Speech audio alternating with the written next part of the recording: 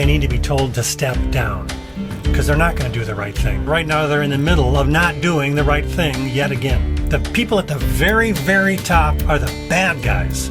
What is that? Is that a church or is it a cult?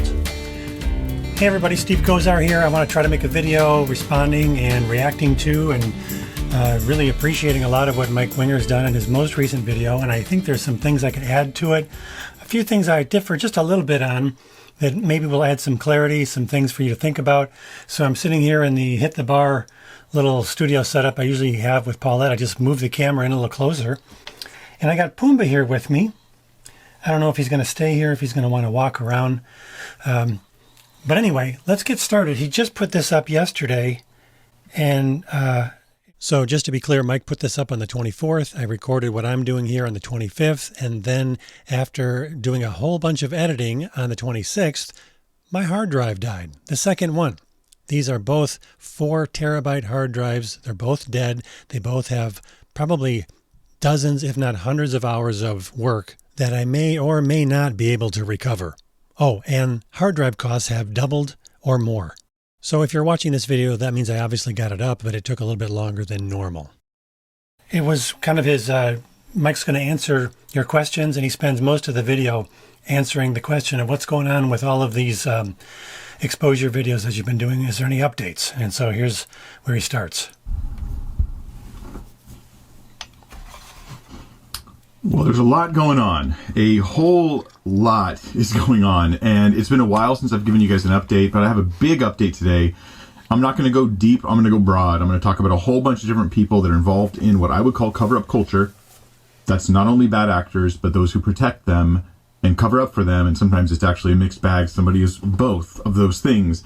I share this for the sake of accountability for the body of Christ, according to 1 Timothy, where it says that we should rebuke such in the presence of all, that the rest also may fear. And the problem is that rebuke should be coming from these guys, but it has to go to them because they won't do their job according to Scripture, and they still won't do it, I'm sorry to say, for the most part. Not that there's nobody, because there are some. I've had, hold on, I'll give you the update. But first I need to clear up something. This is before okay, I'll just do it now. Before I get into that, before I get into question number 1, and then I'll go to your questions later. There was some controversy about this cup over the past few months. And I held it up in a photo I put online saying, I've been drinking my coffee black, and, I like it. I actually like it that way. It makes me feel manly, even though it's not a manly thing to do. I have cream. Makes you feel like it. Anyways, people responded. They said, Mike, that's a teacup. And they thought it was very small because in the picture, I don't know, the way that it was held in the picture, it looked like it was a little cup. This is not important. Something like that.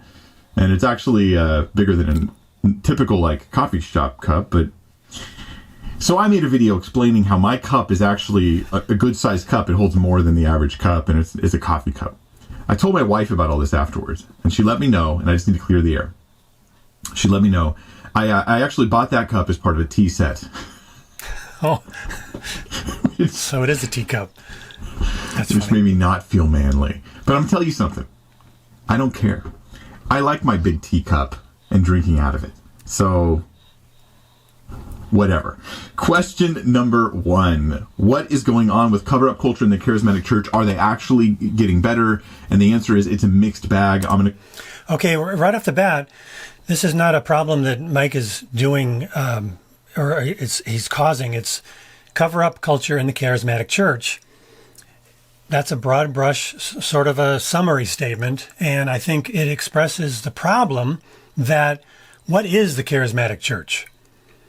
And who's part of that? Who has crossed a line and is now part of something different? Maybe what we might call the New Apostolic Reformation, or we might call the hyper-charismatic movement, or he's going to use the term charismania. That's what some of the people within, I think, Calvary Chapel and in the Vineyard have used. And these terms are indefinable because this whole movement is largely indefinable. So I really appreciate that he's trying to clear up some of this cover-up culture in the charismatic church. And he's doing a great job. I have no complaints about any of that whatsoever. I just think it's showing the lack of clarity with the terms that are being used in the movement itself. And even the movement itself isn't really a movement, it's a series of overlapping movements. Through a bunch of specific details, we're going to walk through individuals like Shawn Boltz, Mike Bickle, Bethel, Todd White, Chris Reed, Bob Hartley, Bob Jones, Balkan, Patricia King, Shawn, Micah Turnbo, Steve Cocol, Hinn. I'm going to mention those names right now, but I'm going to do it quickly. This is not going to be, my version of quickly. It won't be 3 hours of me doing this. So first, it's going to be 1 hour. Let's look at Shawn Boltz. What do you think? Shawn Boltz was like my guy, taking me down the rabbit hole. When I heard about him and about how what he had done, I wanted to warn people about him. And that desire to warn people about this fake prophet, who I later then found out he was disrobing and doing very shocking things to others in what I would call trapped conditions to people. Yeah, the problem with describing what Shawn Boltz did is that you don't want to say it out loud. And really serious abusers like Shawn Boltz, they do these incredibly shocking things directly in the room with their younger interns. And the interns are so horrified and shocked by what they're experiencing that they feel frozen and unable to communicate what they've experienced with others because they sound like they're crazy by just saying it. Because this guy is a great man of God. He's a great prophet. Everybody knows he is.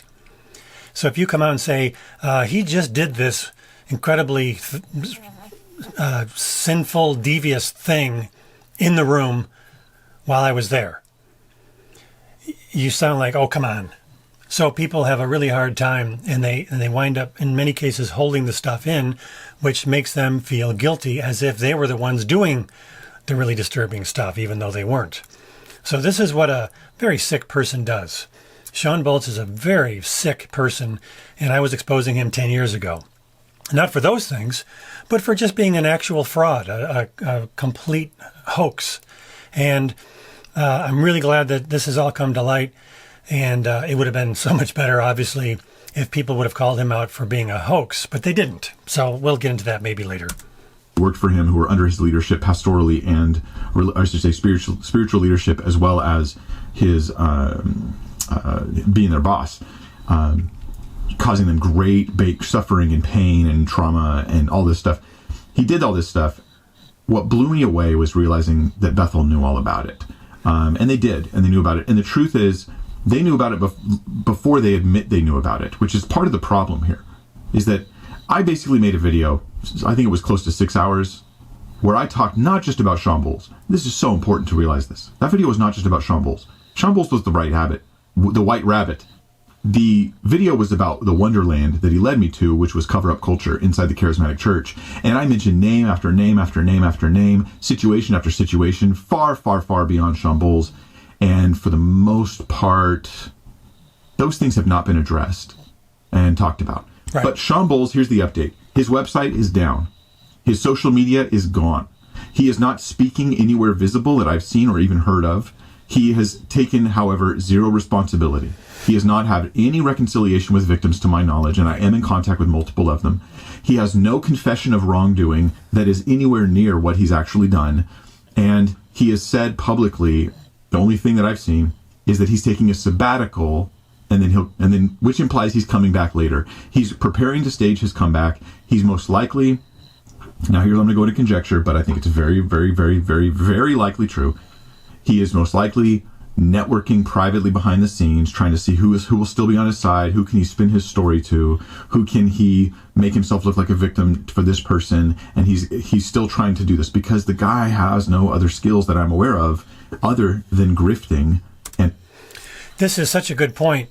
And Paulette and I did a video, I don't know, about a month or two ago, talking about how people like Shawn Boltz, like Todd White, they don't change. The only way they appear to change is for the sake of regaining a lost audience or gaining a new audience. They're really con artists. And con means confidence. They are constantly trying to get your confidence. And when you've been in that environment, and I know a lot of people in my audience are coming out of those sorts of environments, you've really been conditioned or even groomed, you could say, to always feel bad about the leader who is caught doing these things. You feel like we have to do whatever we do in order to make that person somehow better. We gotta fix their issue. We've got to make sure that they're taken care of, because you've been taught from day one with these sorts of people that your responsibility is to them. Your responsibility to God is really your responsibility to the leader who speaks for God. And so it's really hard to just say, you know what, it doesn't really matter what happens to them. That's their problem. That's between themselves and God and, their close family members or whatever. But our job is not to try to figure out how can we fix Shawn Boltz? How can we fix Bob Hartley? They've made their own bed. They can sleep in it, as the saying goes. Now you're getting comfortable. Attaboy. So I just want to point out that if you've been thinking, gosh, I don't want to say something too harsh, or I don't want to speak out too much, or I don't want to sound too angry. In general, for most of our Christian lives, in a real church with real fellow Christians, those are really good things to think about. Those are good ways to conduct yourselves. But when you're dealing with a con artist, you can't think that way anymore. So, lying to people in God's name to try to give himself a name. It's disgusting and evil, and he's not being stopped. And part of the reason he's not being stopped, how can you say he's not being stopped, Mike? His website's down, social media's gone, all that. Unless other leaders will collectively say, like, whatever church he's at right now, he should be excommunicated out of that church. That's the godly thing to do. He's absolutely right.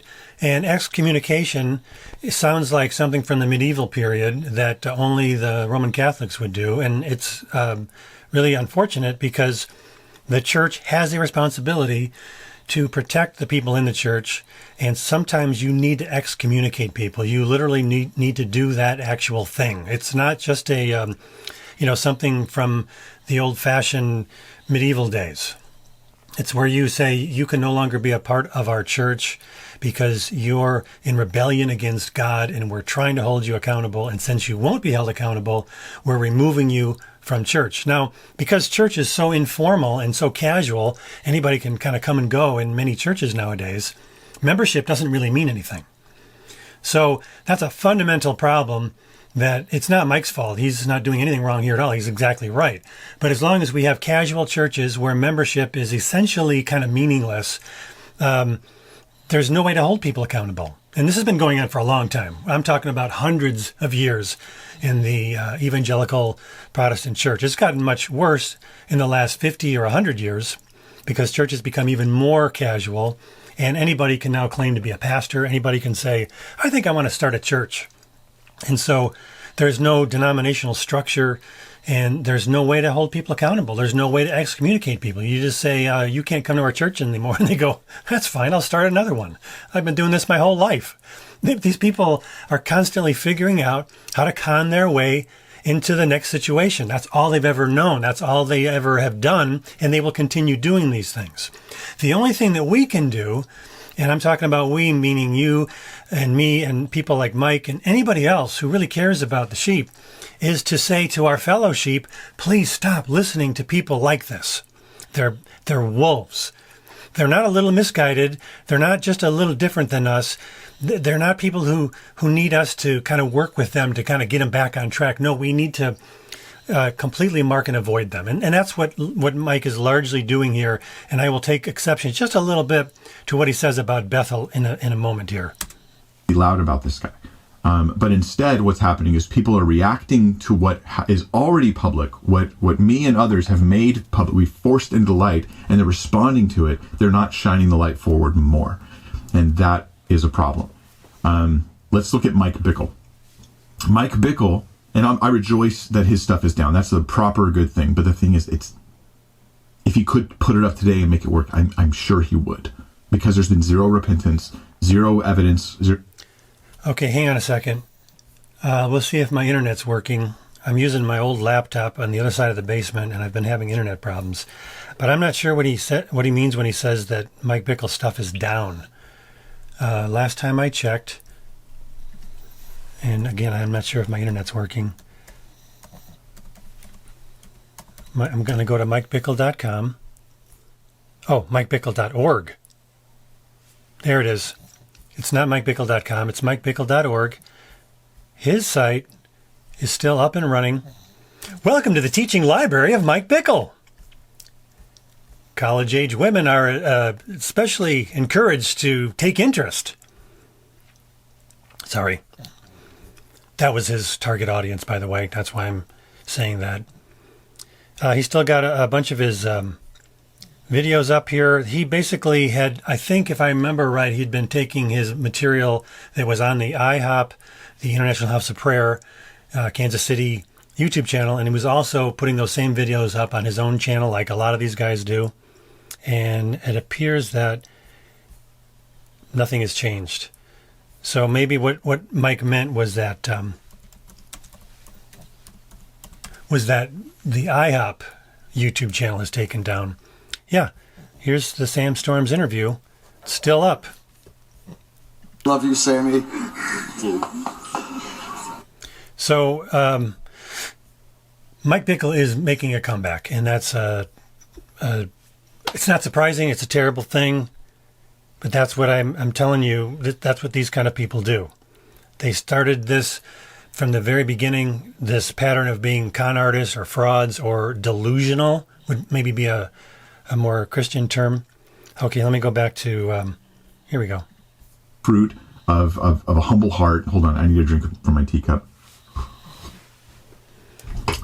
The problem with having a large cup of coffee while you're making a relatively long video is that you have to go to the bathroom at some point during that video. And it's ultimately not honoring God. You'll see. My prediction is he'll come back, and maybe he'll try to avoid social media, but he's got to get his grift on somehow. Mm-hmm. And what happens is when these guys get exposed, they tend to cluster together. So I wouldn't be surprised if his comeback was with another guy that was also exposed, and then they kind of like work together as part of a comeback. Like maybe he'll show up at Bickle's church. Speaking of which, let me talk about Mike Bickle.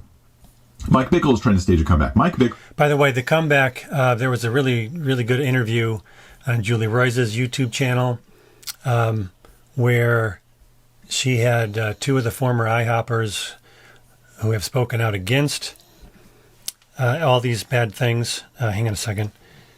No, not Julie Royce, Roy's report. And one of the most clear things that was said, by the way, Craig Rochelle is a bad guy. A lot more will be coming out about Life Church. I've been speaking out against him and his stupid leadership facade. No, it's a Christian facade on a leadership. Anyway, I'm sorry. For the sake of Israel. Dwayne Roberts, that's it. Dwayne Roberts said something that it wasn't anything new, but he just put it perfectly. Israel, that was not really a messaging within the first part of IHOP. But as we kind of progressed along, eschatology, and then you have to talk about Israel if you're going to talk eschatology, and that came up. And so Mike now has tied himself to this storyline. And I think, you know, when you're dealing with a man that I think we could probably use the word narcissist, you always have to be at the center of the story. And I believe it's global headlines, and he misses not being in the headlines. I think it's true. I say that I think he misses not being in the headlines. And so when you're not, you got to get yourself out there. And so those are some of the ties that I would make when I think about this fast, the timing of it, and then accuser of the brethren. You know, there's been many podcasts. Mm-hmm. And so that is how you got to position these allegations under the guise of it's coming from the enemy. And so we've got to have a counterattack. And so this is pretty typical, I think, of what we've seen. You know, Elizabeth has mentioned that, and I think it's pretty typical. But there's an heroic stance that's being taken.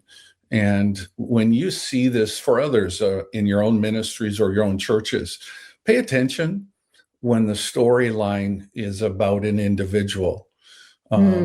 And there's no signs of godly, just 101 Christianity. And we're missing signs of repentance, ownership, and then just, 101 Christianity. So, And I think that's exactly right. What? Are you trying to get the attention? And so Mike Bickle can't remain quiet. Now, he probably will do exactly what Mike here is saying. He'll stay off social media as long as he thinks it's going to, work for him. But in a small meeting with a small number of people that are basically part of your cult, you can get away with doing and saying just about anything because they're in the group.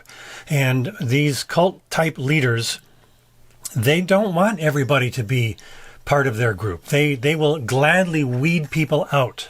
They will say outrageous things. They will make outrageous claims. They will even be offensive to the people around them, knowing that they'll lose some people because they want to weed out the people who aren't going to be 100% on their side. So Mike Bickle right now has people who are only 100% on his side. And he will use those people to try to gain a larger and larger following as much as he's capable of doing in the days and months ahead, which is really unfortunate. And the only thing we can do is just continue to warn people, don't fall for people like this. Don't fall for this guy in particular. And it's the job of so-called pastors like Bill Johnson and like Lou Engle, who should be shouting from the rooftops, we made a gigantic mistake. We sinfully supported Mike Bickle for many decades, and now we realize what a mistake that was, and we want to warn the body of Christ to have nothing to do with this man. They're not doing that. They're saying nothing. Bill Johnson has said absolutely nothing about the man that he just a few years earlier said was one of the most important men on planet Earth. He's going to bring that up. Who 17, according to the testimony of many, many, many witnesses, 17 victims of his perverse predations. He would tell young ladies, and sometimes as young as 14 or 15, he'd use prophecy to manipulate them. So he's lying in the name of God. Now, again, Mike Bickle, he was bigger than life, this guy. He was the most godly man anybody ever knew, according to the people who would support him and all that. And he had been sort of mainstreamed by Vineyard and John Wimber, although Wimber regretted that later on. And I've got the tapes right here. I'm listening to these tapes from back in the day where Bickle's talking about Vineyard and talking about what their future is, and his guy Bob Jones is prophesying. Here, I'll let you listen to a little. And so there's been a sword that went over Vineyard, and it wasn't the enemy's sword, it was the Lord's sword. And it removed those that were standing up in the way of the sword. And now that first sword is gone. There's another sword on the way to Vineyard and to us. Blah, blah, blah, blah, blah. This is Bob Jones.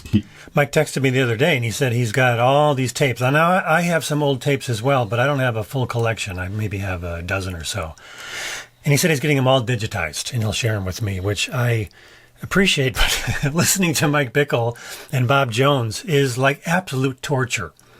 I don't understand how people like Sam Storms say, oh, he was a great speaker, he was so motivational, he was so inspirational.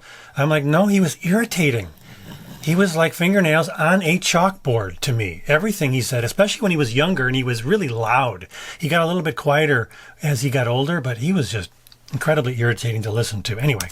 Just prophetically blathering, and yes, I would absolutely believe that's the case. I'll do a video on Bob Jones at some point.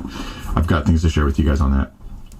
And he's on stage with Mike Bickle, and they're prophesying to Vineyard, and they're telling their story, a bunch of fake prophecy to try to ingratiate themselves to Vineyard, because that's how they got mainstreamed. It was through the John Wimber connection and through Vineyard, and that's when it happened in like late 1980s, 1989 or something, is when this is happening. And it was a few years later they started getting exposed, and then eventually Vineyard was like, "We don't really want to connect to you anymore. You guys are weird, weird in a bad way." And then it was Sam Storms and Dr. Michael Brown and a few other supposedly mainstream evangelical continuationists who continued to prop up Mike Bickle up until the year 2023.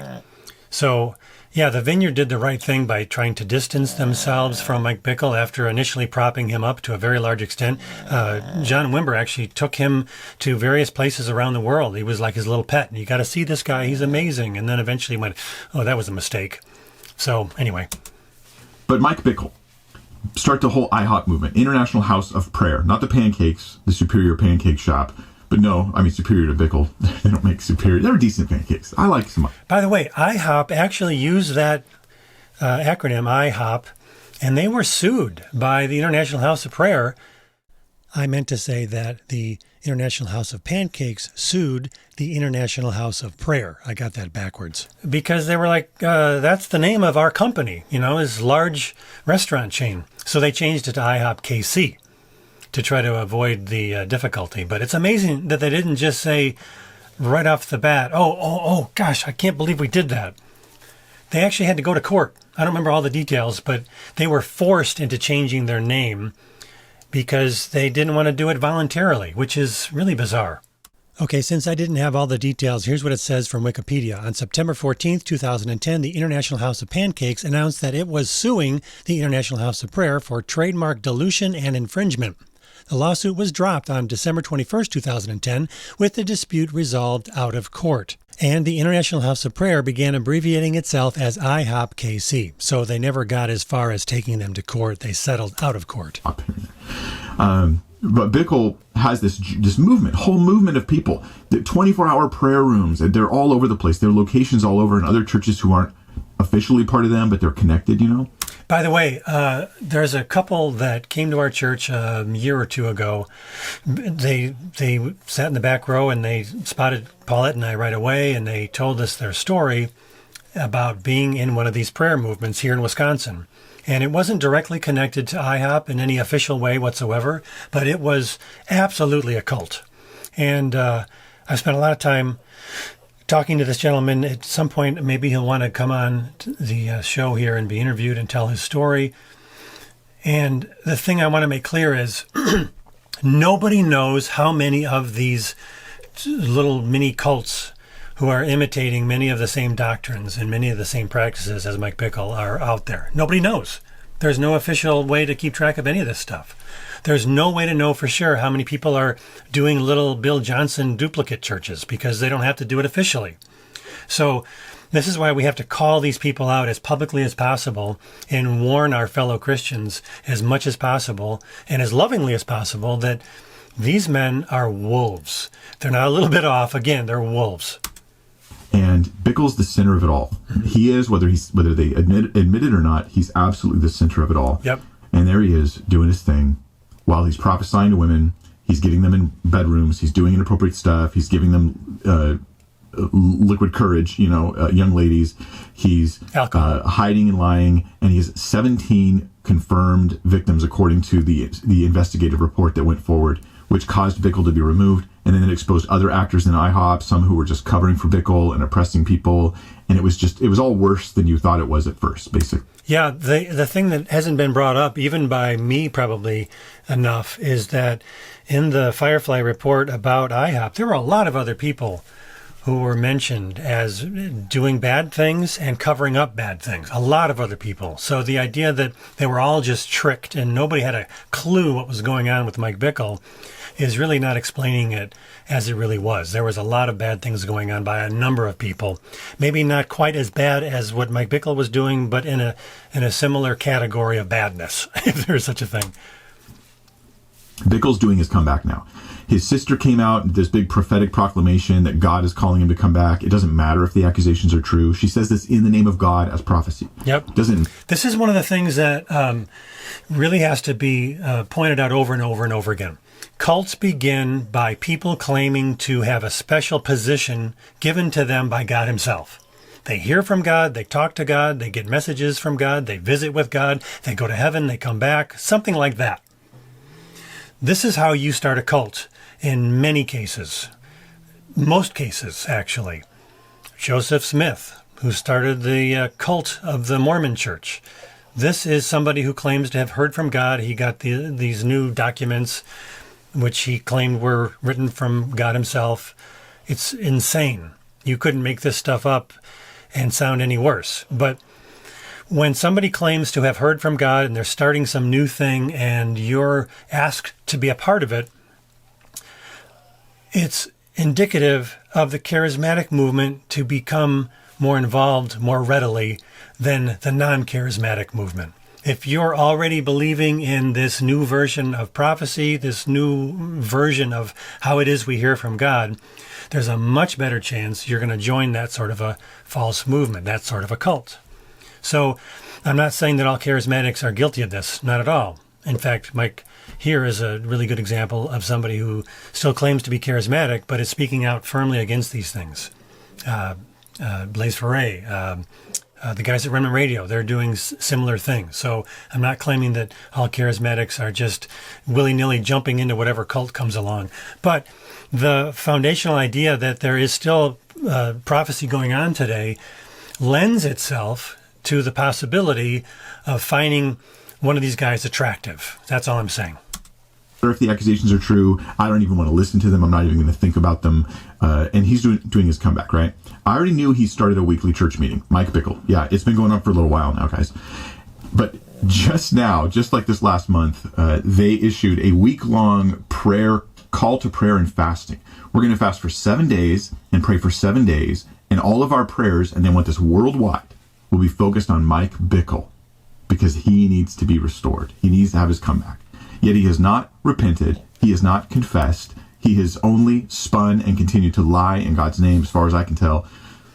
And he's just doing his comeback. Mm-hmm. This is where Bethel Church in Redding, California, you guys have to say something about this. But they haven't. So to ask them to do the thing that they should have done a long time ago, to me, I love Mike dearly, but this is where I had this little disagreement, and maybe you think it's a really big disagreement. I know that I have people who watch my channel and they can't stand the fact that I'm friends with him, and they think that I am a false teacher just because they think that he's a false teacher. And then on the other side of the equation, I have people who say, because I'm not pro Mike Winger enough, I'm a false teacher. I'm glad to be somewhere in the middle. I really am, because I think that's where I think I'm trying to be as balanced as I possibly can. But this is where Mike and others like him need to just say, shut it down. That's what I've been saying. Shut it down. If you're a real Christian and you're at Bethel, leave. If you haven't left, leave. And if you have left, stop going to a church that's anything like Bethel. Stop going to a church that values whatever it is that Bill Johnson teaches and says. And if they're still using their books, Chris Valentin, any of these guys, it's mostly Chris Valentin, it's mostly Bill Johnson. Bethel is not a church. It's a cult led by two guys, primarily Bill Johnson, and right underneath him is Chris Valentin. You take those guys away and there is no Bethel. Or there is no Bethel as it currently exists. And I'm saying it's a cult because those men are in charge. And for this very reason, they have not called out their friends who are themselves con artists and abusers and seriously sinful, devious, deceitful, blasphemous people. When you're defending those people and you're not calling them out, you're the same as they are. So I'm not speaking about Mike here at all. I'm just saying I wish he was stronger. I wish he was even stronger. I also want to address the issue of why doesn't, there are some people who are still saying to this day that Mike defends Bethel and Mike defends Bill Johnson as a brother in Christ, and that's not what he's doing. He made videos, 6, 8, 10 years ago that were softer because he hadn't done as much research as he has done more recently. And those videos are still on his channel. He hasn't removed them, but he has since made much more prominent videos that are much harsher against the teachings of Bill Johnson and Chris Valentin. And so I don't think it's fair to only bring up the videos that were softer from 6, 8, 10 years ago and claim that that's what he currently believes, because he doesn't currently believe those things. He is much, much harsher than he used to be about Bill Johnson. I would like him to be even just a little bit harsher in the sense that he's saying all the right things about what they're doing wrong. I just want him to say, and because they are continuing to do these things wrong, mark and avoid them. Stop trying to fix them. Stop trying to make this church get back on track. Stop calling it a church. Come out of that church and shut it down. That's what I would prefer. That's just my opinion. I'm just a guy making videos. How have you not? How have you not? You promoted Mike Bickle. Right. You encouraged. Bill Johnson says that Mike Bickle is, I think he called him the most important guy on the planet. He may have said he was one of the two most important people on the planet. Yes, he said that about Lou Engle and Mike Bickle, and I've used that in my videos. He has said that Lou Engle and Mike Bickle are the two most important men on the planet today. And he never has retracted that. He's never said, oops, I'm so sorry I promoted this deviant, blasphemous, S.A. blah, blah, blah person. It was like Mike Bickle and somebody else. Memory does not serve me at the moment. But I think there was another guy in that list as Lou well. Engle. But yeah, Bickle, most important guy on the planet, according to Bill Johnson. When he first gets exposed, Chris Valentin, the one time he gets up and talks about it publicly, he just says, whatever happens, I love Mike Bickle. He's my friend. And everybody claps and applauds, creating the posture that allowed Bickle to get away with it in the first place. And now he's trying to get going again. And you guys should say something. Why am I saying something? Because you're not.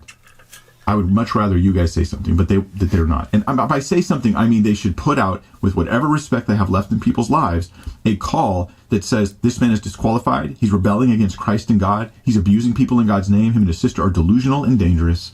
You guys need to be warned because you guys matter. Because those people that are meeting with you, you matter. You need to be rescued from this deception, at least if we can do so by speaking up. They should say all of those things, and then the next thing they should say is, I step down from ministry permanently. I have disqualified myself. If these men are not disqualified from ministry, then there's no such thing as ever being disqualified from ministry. And I'm talking about Bill Johnson and Chris Valentin. They have proven themselves over and over and over again. And I've made videos going into great detail about the blasphemous, Bible-twisting, false teaching of both of those men. So even based on those things, they're disqualified from ministry.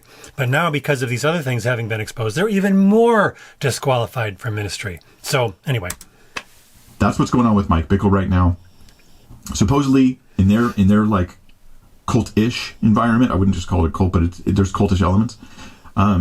That's right. I disagree a little bit. I appreciate that he's trying to be fair, but no, Mike Bickle is nothing if he's not a cult leader. He is the very definition of a cult leader. He's a Christian cult leader, if there is such a thing, and I've kind of played around with that term over the years because you can have a belief statement that affirms, the Trinity, the inerrancy of the Scripture, all the main things that Protestant Christians subscribe to. And then on top of that, you can also be a cult because all of the other things you teach and all the other things you practice are going against those core things that you claim to believe. So Bickle and his teaching and all the supposed fake prophets around him. Israel needs Bickle. God ultimately needs Bickle for his end times plans. Now they'll talk out of two sides and they'll say, well, he doesn't need him at all. He's nobody. Right. But at the same time, he's also the guy that rode in the chariot. He's God's end-time apostle. He's going to change the shape of the church around the world. His prayer movement is going to usher in the return of Christ. Like that also is what they say. So he's exactly right. They talk out of both sides of their mouths. And Sam Storms observed that for 30 years and never said a word about it. He saw these contradictions and he never said a word about it, except he was 100% positive about Mike Bickle and the IHOP movement. He was on board as much as anybody could possibly be. And then when all this bad stuff came out about Mike Bickle's deviant behavior, he said, I had no idea. I didn't know that he was capable of those things. I'm really shocked and saddened. And then he slowly started to say, well, I noticed some things that I disagreed with, but I didn't say anything. He didn't say anything about anything. So, I don't know where I was going with that. Yeah. And turns out he's a fraud. Just get away. Just throw it all away. Yes. Get away from those guys. Please, get away. For your own safety's sake. Okay. Next up, let's talk more about Bethel. Bethel's response initially to the cover-up stuff. And I put my big Shawn Boltz video, and again, it's not just about Shawn Boltz, that's just the entrance point. But I put that video down in the description. If you haven't seen it, what I'm saying now won't make a whole lot of sense if you just jump in right now. But it's a mixed bag. Bethel is not doing just pure cover-up. Okay, it's not. I don't believe that it is. I'm going to get flack for saying that. And this is where I appreciate what he's doing here. I think in a way he's right, and in another way, I don't think he's right. And let's get into it a little bit more. Do not believe it is. I think there are many, and I, of course, could be wrong, but I believe that there are many good actors inside of Bethel, but they're not at the top. They're somewhere below the very highest level of leadership. And those good actors are people who are like, hey, I just found out this other thing in our church. Because when my video came out, it sort of opened the floodgates. Well, maybe what really opened it was them publicly acknowledging the video. First, Chris Valentin's despicable sermon, which he never even apologized. He said he misled people about me, imputing my motives, and basically suggesting that I was in this for money, that I'm literally not. They're not even monetized. Everybody knows that. But he suggests that was happening. He was also suggesting that about the American Gospel Project that I've been very closely involved with, Brandon Kimber. The whole Spirit and Fire docu-series is largely about the false teachings of Bethel, and Chris Valentin just brushed it off. And it actually, I think, makes him feel important. He actually feels good about himself, knowing that, large platforms are speaking out against him. It makes him feel like he's really doing something right. And he can claim to be the victim. When the truth is, people are speaking out against him because he's such a horrible false teacher. He and Bill Johnson both. Anyway, let's keep going. Or even publicly apologized, even though he... Pumbaa's doing his thing now. He's snoring. Publicly slandered me. And I have not been able to talk to Chris Valentin. I've asked to do so, and I've not been granted that opportunity. I've asked... This is... months. I've asked since, early last year. So this is something that if you have even the tiniest amount of sympathy and support still remaining in your soul for Bethel, why would they not meet with Mike Winger? Why? Because they don't want to, because they will be exposed even further than they already have been. These are people who are hiding in the shadows of their own little magical world they live in. They create a narrative about themselves, and they will not permit anybody into that narrative who might pop the bubble. It's a fake, false narrative bubble that they've created around themselves. And Mike Winger will pop that bubble. He will do it much nicer than I would. He will do it with more charity than I would and a lot of others would. But he will still pop the bubble. And they don't want that. They don't want to be exposed any further, so they won't meet with him. That's really enough for everybody to know that Bethel isn't somebody that you can trust as any kind of a real church. They're much more of a cult than they are a church. Can we please talk? So I've never been able to talk to him. I've asked recently as well. Okay, I believe in transparency here. I think you guys are intelligent. I think that accountability is something that you do. You're accountable to the church as a whole. You're not just accountable to the leaders, to the individual leaders who tell everybody what to think and do, and then you ask no questions.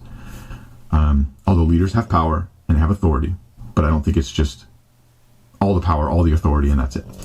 So I'm sharing these things with you. I think they're important. Chris Valentin's initial message after my video came out was terrible, despicable, wicked even. It was.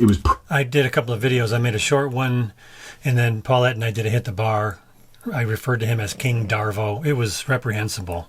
It was so bad that it was the most 100% proof that Chris Valentin is guilty of all the things that we all thought he was guilty of, and then some. Of cover-up culture. It was as though he got up to say, without intending to, Mike's totally right about us. Yes. We're completely doing everything that he said. Mm-hmm. But then the next week, they said, I repent, I'm sorry, we've really blown it. And that's where it turned into a mixed bag. There was what looked like a genuine, broken heart, especially from Chris. Mm-hmm. Maybe embarrassment from Bill. Not maybe brokenness or brokenhearted, but at least embarrassment, I think. But anyway, there was this seemingly genuine, and I've talked to multiple people who know him, even though he won't talk to me. They've talked to him, and they're like, Mike, this is real. I've known Chris for years. I've never seen him like this. This is like he's really, really sorry. And I am not going to say that's not true. But I want to add in why I see that as a mixed bag. Because Chris went on to say publicly, and other people from Bethel too, saying publicly that they had contacted people, victims, that they never contacted. Mm-hmm. Multiple times, multiple individuals they claimed they reached out to, and then I would call those individuals and I'd say, hey, I just heard a recorded meeting where Chris says this or Bill says that. Did they call you? Did they contact you? No, I've never talked to them. They didn't call me. So that sounds like damage control, not like actual repentance. Yes. What more do you have to say? Well, he's going to go on, but again, shut it down. shut Bethel down. If you're a real Christian and you're going to Bethel, you are now at fault because you're continuing to support this cult church. It's your fault. And the people who are still in the church itself are in a type of cult. No doubt about it. It is a mind control organization. And Bill Johnson and Chris Valentin are the gurus in charge of controlling these people using mind control techniques. This is not a real church anymore, and it needs to be shut down. And if you're supporting it, you are to blame for supporting it. So you might have a broken heart, but then your actions may not be consistent with dealing with the problems in the right measure. Which means you don't really have a broken heart. You feel bad to an extent. You feel bad that you got caught, probably the most. And it does somehow affect you that you did great damage to people's lives, but then you turn around and lie again and again and again. That's not what a real Christian does, especially not a real Christian pastor of a real Christian church. That just doesn't happen over and over and over again. Yes, we all have little white lies that we let slip out, and then we go, oh, I can't believe I did that. I am so sorry. And you truly repent. That's not what's happening at Bethel. So instead, it's like dealing partway with it. So I think Bethel sees there's a Shawn Boltz problem, and they see there's a cultural issue, our values. Why did we allow this to happen?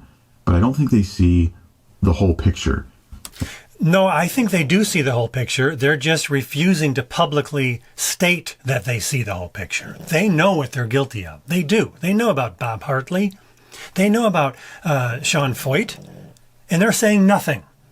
They're only saying what they have to say as a way to try to maintain their people. And so that's why I say, shut it down. My theory, I'm going to put this out there because this is all so public and it should be, is that internally inside of Bethel, there are those who want to push for the right thing, and there are those who are resisting the right thing. And I think those who are resisting the right thing are at the very top. Yes. And those who want to push for the right thing are further down the left. And this is where those people who want to do the right thing and are getting no response from Chris Valentin, and maybe it applies to Danny Silk, but especially Bill Johnson. If the leadership of your church is guilty of doing these sinful things and they won't stop doing these sinful things, your job is to leave. Your job is to hit the road and to warn everybody else. Your job is not to stay there year after year after year and try to fix these men at the top who are willfully sinning. And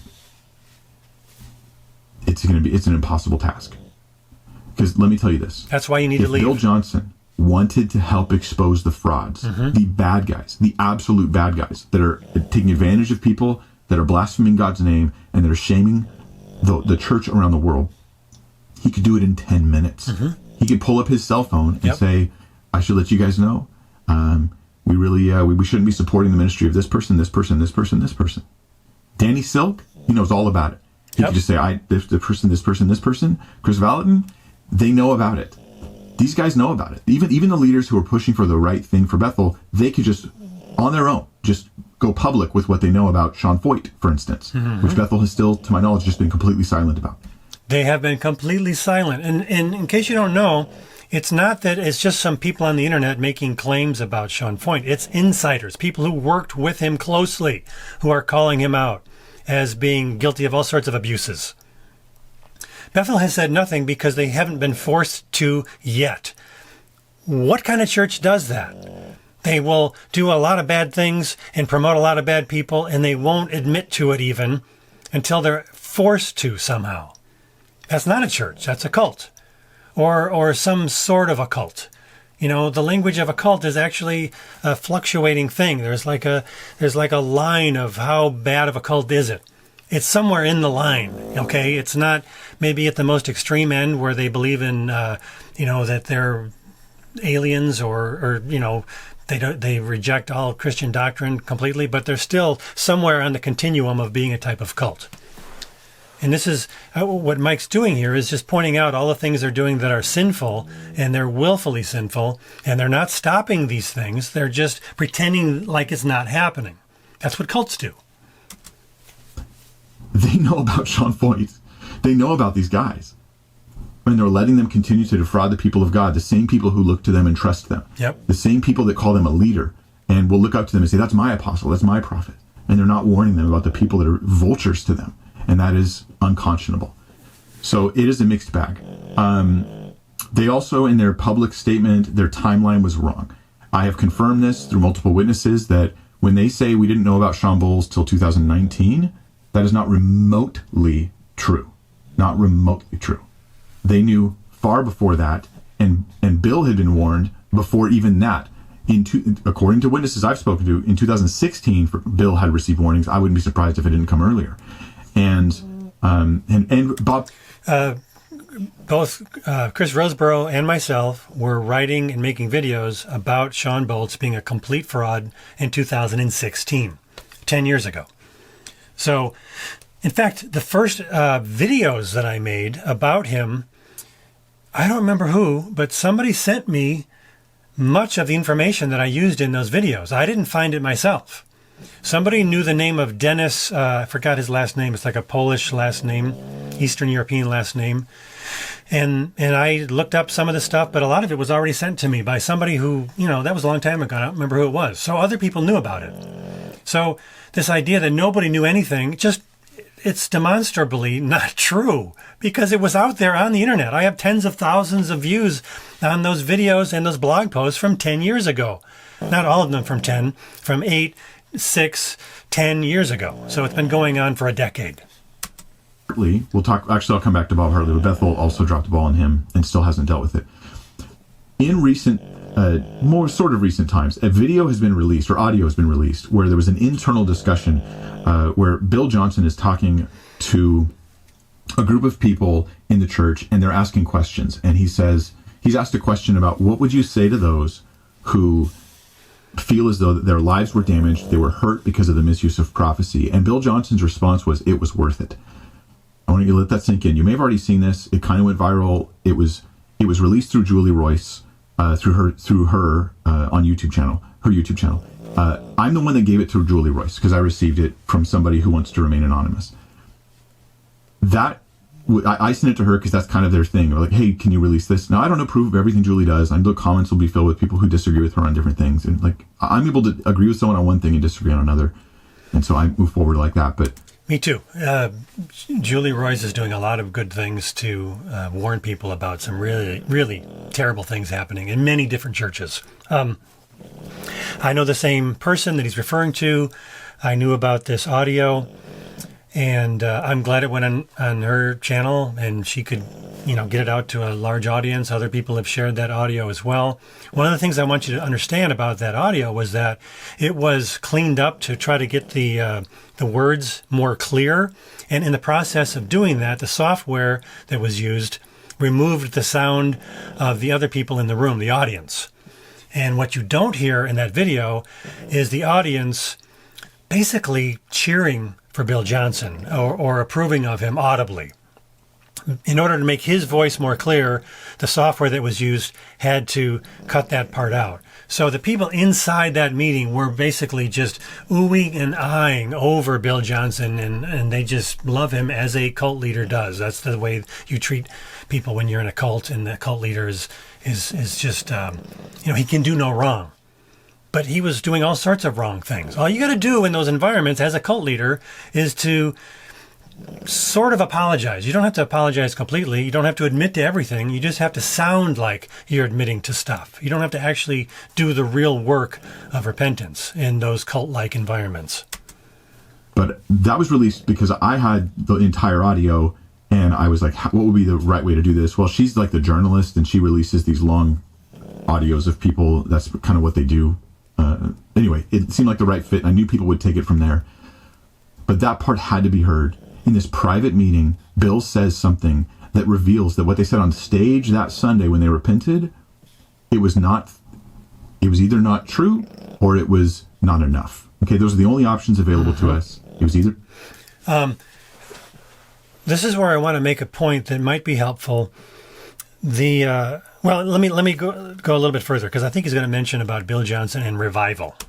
Not true is a no follow through, no consistency, or it was not enough, in that what he was actually apologizing for was different than what you think he was apologizing for, right? He meant it, but he got you to think it was a lot more meaningful than it was. And this audio where he says it was worth it, that, to me, in a nutshell, that's cover-up culture. Okay, it is cover-up culture, and I just want to make a slight difference of, or I want to express a slight difference of opinion or a different way of describing what we're seeing here. There is definitely this culture of cover-up, for sure, and I think foundational underneath that culture of cover-up is something else, which is the New Order of the Latter Rain, or the Word of Faith, or the New Apostolic Reformation movement. It's not the charismatic movement. It is certainly combined with and has many elements of the charismatic movement. It shares many of the characteristics of the very large, hard-to-define charismatic movement, but it's more specific than that.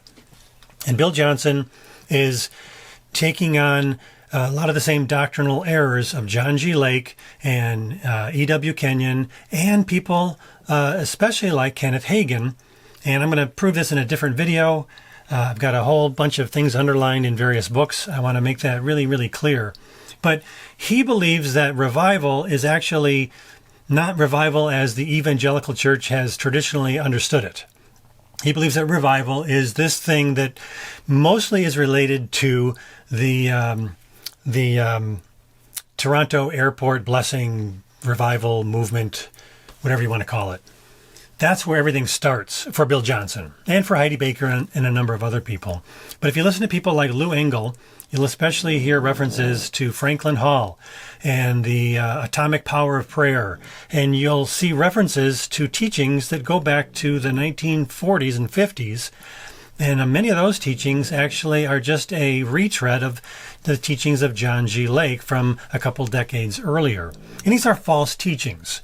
This is where we get dominionism. This is where we get the idea that we are little gods, or some version of that, where we have this incredible power, which they never actually demonstrate. They just keep talking about it as if it were true. So this is a culture of cover-up to cover up not just the abuses, but to protect this idea of revival, which is really just another version of this false teaching of the New Order of the Latter Rain, which is very, very similar, almost identical to the Word of Faith movement, which is really no different than what you see in Kenneth Copeland and Benny Hinn and teachers in that category. Bill Johnson is just a retread of all of those things, and the reason why he feels it's okay to cover up these incredibly sinful abuses is because he thinks not Christianity is important to protect, but because his particular version of Christianity, which is a deviant, blasphemous, non-Christian cult, more than it is true Christianity. Come to Bethel because someone prophesied there was going to be a housing boom, right? Because you got that prophecy, you heard Bill read it from the stage. There's going to be a housing boom. There's going to be jobs. There's going to be all kinds of profits coming to people at Bethel. So you move your family, you come to the church there, and nope, it doesn't happen. In fact, Bethel grows at their housing prices increase at a slower rate than the rest of the country. Then they have a big crazy fire that hurts all kinds of things. Businesses are destroyed. The job market is not doing well. And you're like, man, I really banked myself on this. I banked my life on this. And then Michael Koulianos has done and is doing the very same thing. He's getting people to drop everything, sell everything, and go down to Florida to join Jesus Image, where they later find out, I'm in a cult. This is happening all over the place. And I'm glad he's calling out this very thing. And that video he's referring to about this prophecy about the housing boom, that was my video. And I made it 2 times now. I updated it to show how wrong it was. It was a video that's still on the Bethel website from 2009, where Bill Johnson reads off this prophetic word from this guy, Steve Witt, who has a Bethel partner church in Ohio. And he's as false a prophet as you could possibly be. And he gets promoted to having a multi-million-dollar Bethel church as a result of being false. They don't care about false prophecies.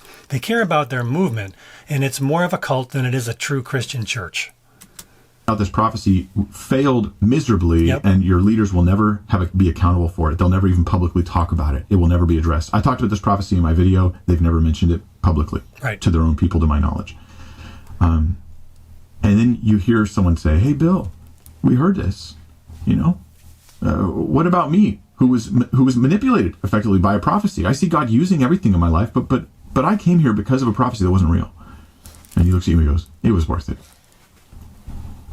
What's worth it? Bill's thing forever has been revival at any price. Revival or we die. Yeah, revival at any price. What he's actually referring to is having a Toronto blessing sort of revival, where you lose control and things happen to you that, because you've supposedly submitted yourself in such incredible humility, that God can just flop you around and mistreat you like a rag doll. And Heidi Baker has got the most ridiculous stories about being flipped upside down, literally on her head for many, many hours. It's totally false. No one took any video footage of this, even though it was supposed to take place over a long period of time. And they poured water on her feet and it dribbled down her body, and she had to be carried out because she was drunk in the spirit. I mean, it's just insane, disturbing stuff. And the only reason people accept any of it as actual revival is because they've been groomed by these false teachers to think that, oh, when you're uncomfortable, that means God's moving. When you see things that don't have any connection to anything in the Bible, that's okay. That means that God's doing a new thing.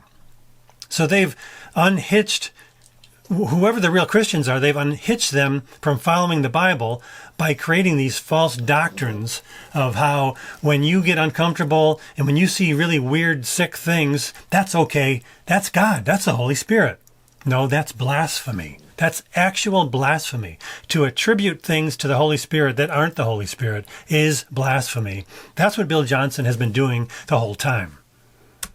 That is exciting to people until they realize that it also means allowing the fake because it's worth it.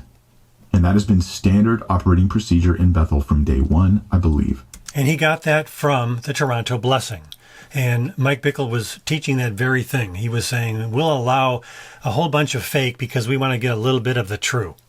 And that's a famous quote of his from about 10 years ago. And that is the thing that has to be rooted out in the charismatic church, is thinking that the fake is okay because it is worth it. Because you leave a trail of hurt people and victims, but you create an environment of hype, and then you have to suppress the stories and the testimonies of people who are hurt because they will ruin the whole thing. Mm-hmm.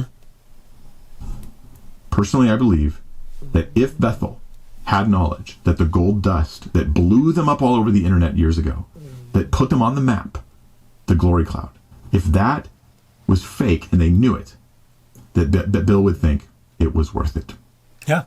That if you had been hurt in your life through fake prophecy and you got into a marriage because someone prophesied you to get married and then it messed up your life and you were like, I only did this because of this prophecy coming from a Bethel guy, that Bill would think it was worth it. Another thing on top of the glory cloud with the little sparkly things is the supposed angel feathers. Justin Peters has a really, really popular video where he said to Bill Johnson, I have the resources to pay for a scientific study of those feathers, which you claim to have. I will, if I remember this correctly, he said, I'll do everything in my power to have those angel feathers examined so that we can prove that they are not of earthly origin, that they don't have any DNA of, chickens or any other sort of a bird. And I'll pay for it. And if it shows up that they are actually angel feathers or they're not known to be connected to any regular bird, I will shut down my ministry. He issued that challenge to Bethel, and they did nothing. They ignored him, which is what they always do, or almost always do. They say, oh, Justin Peters is a bad guy. Justin Peters is this, Justin Peters is that. Well, you don't have to like Justin Peters, but you should respond to those claims if you have actual angel feathers. You should respond, Bill Johnson, but you don't. You just ignore it. This is what politicians do. When they're guilty of something really bad, as long as they can get away with it, they will just ignore the claims made against them, hoping that they'll eventually go away because people give up. That's what Bill Johnson's been doing the whole time. This is not a good guy. This is not a real pastor of a real Christian church. This is more of a cult leader. The evidence shows that. Look, we have this empire. Look, we have this massive reach. We have what we wanted. But what they wanted was, how much of it is even real? How much of it's real? Is it real revival? Is revival just mean big? Or does revival mean an actual authentic work of the Holy Spirit? So this is where I say revival means we need to have something like the Toronto Blessing where people get shocked with electricity, they get thrown to the floor. Benny Johnson said, I've never felt anything or seen something so violent before. I don't know what it was, but I knew it was God. That's what Bill Johnson's wife said when they were just finished with their time at the Toronto Blessing. Bill Johnson came home and had really weird, disturbing experiences of being pinned down in his bed by this force that he claims I envisioned myself going out into the public sphere and losing control of my body and being embarrassed. And I said, I'll do that if that's what you want me to do, God. And God said, okay, I finally got you where I want you. Now I can use you. You know what the funny thing is about that? Bill Johnson's never gone out in public and done anything embarrassing. He just tells stories from a stage and gets rich. And I mean rich. Okay, let's keep going. A mixed bag. Now, since then, my video and that and other videos, other people who contributed to this stuff before I even did, more information has come out about Bethel. And there's one guy in particular. His name is Ben Armstrong. He is the overseer of the prophetic at Bethel. That's kind of a big job to have. You're overseeing the prophetic at this church and in this movement, right? That's worldwide. They just make stuff up. Overseer of the prophetic is just completely made up. There's no such thing.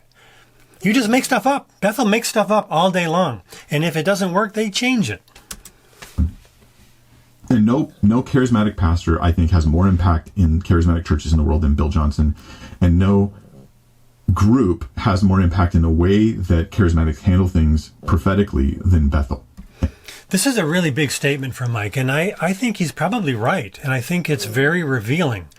If this is the most prominent charismatic pastor in the world today, at least in the Western world, in English-speaking countries, probably not in Africa or other places like China where there's charismatics.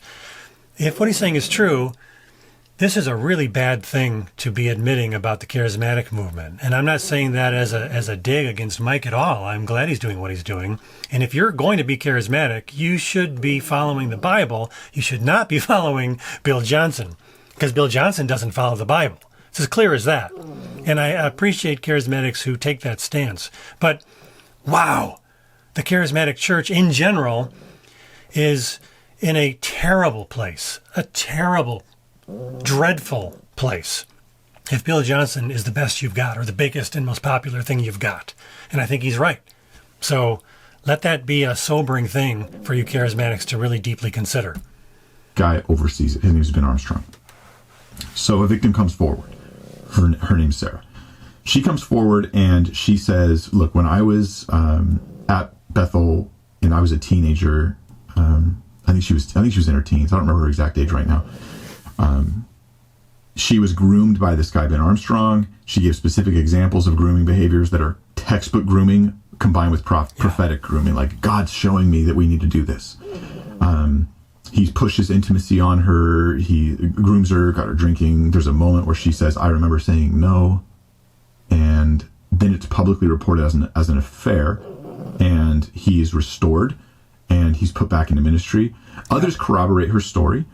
And others saying, oh yeah, he tried grooming behaviors on me as well. He said I had intimacy issues, not that I was aware of. And then he had to sit next to me and our thighs had to touch. And he put his arm around me. He started getting closer and closer and closer. And then this other person says, I didn't feel comfortable with that, so I just kind of got out of that situation. But this works. This is how groomers are. You keep fishing until you catch one, then it works on them. And it turns out that this wasn't the only time he had done something, at least that looks like this, in ministry. Ben Armstrong. He had done it, and they were aware that he had previously had sexual stuff with someone under his pastoral care. This is how I understand the story, and I'll correct anything if I have to. Anyways, I talked to this victim, I heard her story, and I was like, this sounds all the hallmarks of someone telling their true story. Yep. All the hallmarks. Then, that goes public. Bethel has there's a lot more story that can go on there. There's a whole lot more. Him stealing people's prophetic words, Ben Armstrong, someone would give a prophetic word and he would then give it as his own. And so this makes him look extra prophetic, which may be how he ended up as the prophetic overseer, was through prophetic fraud.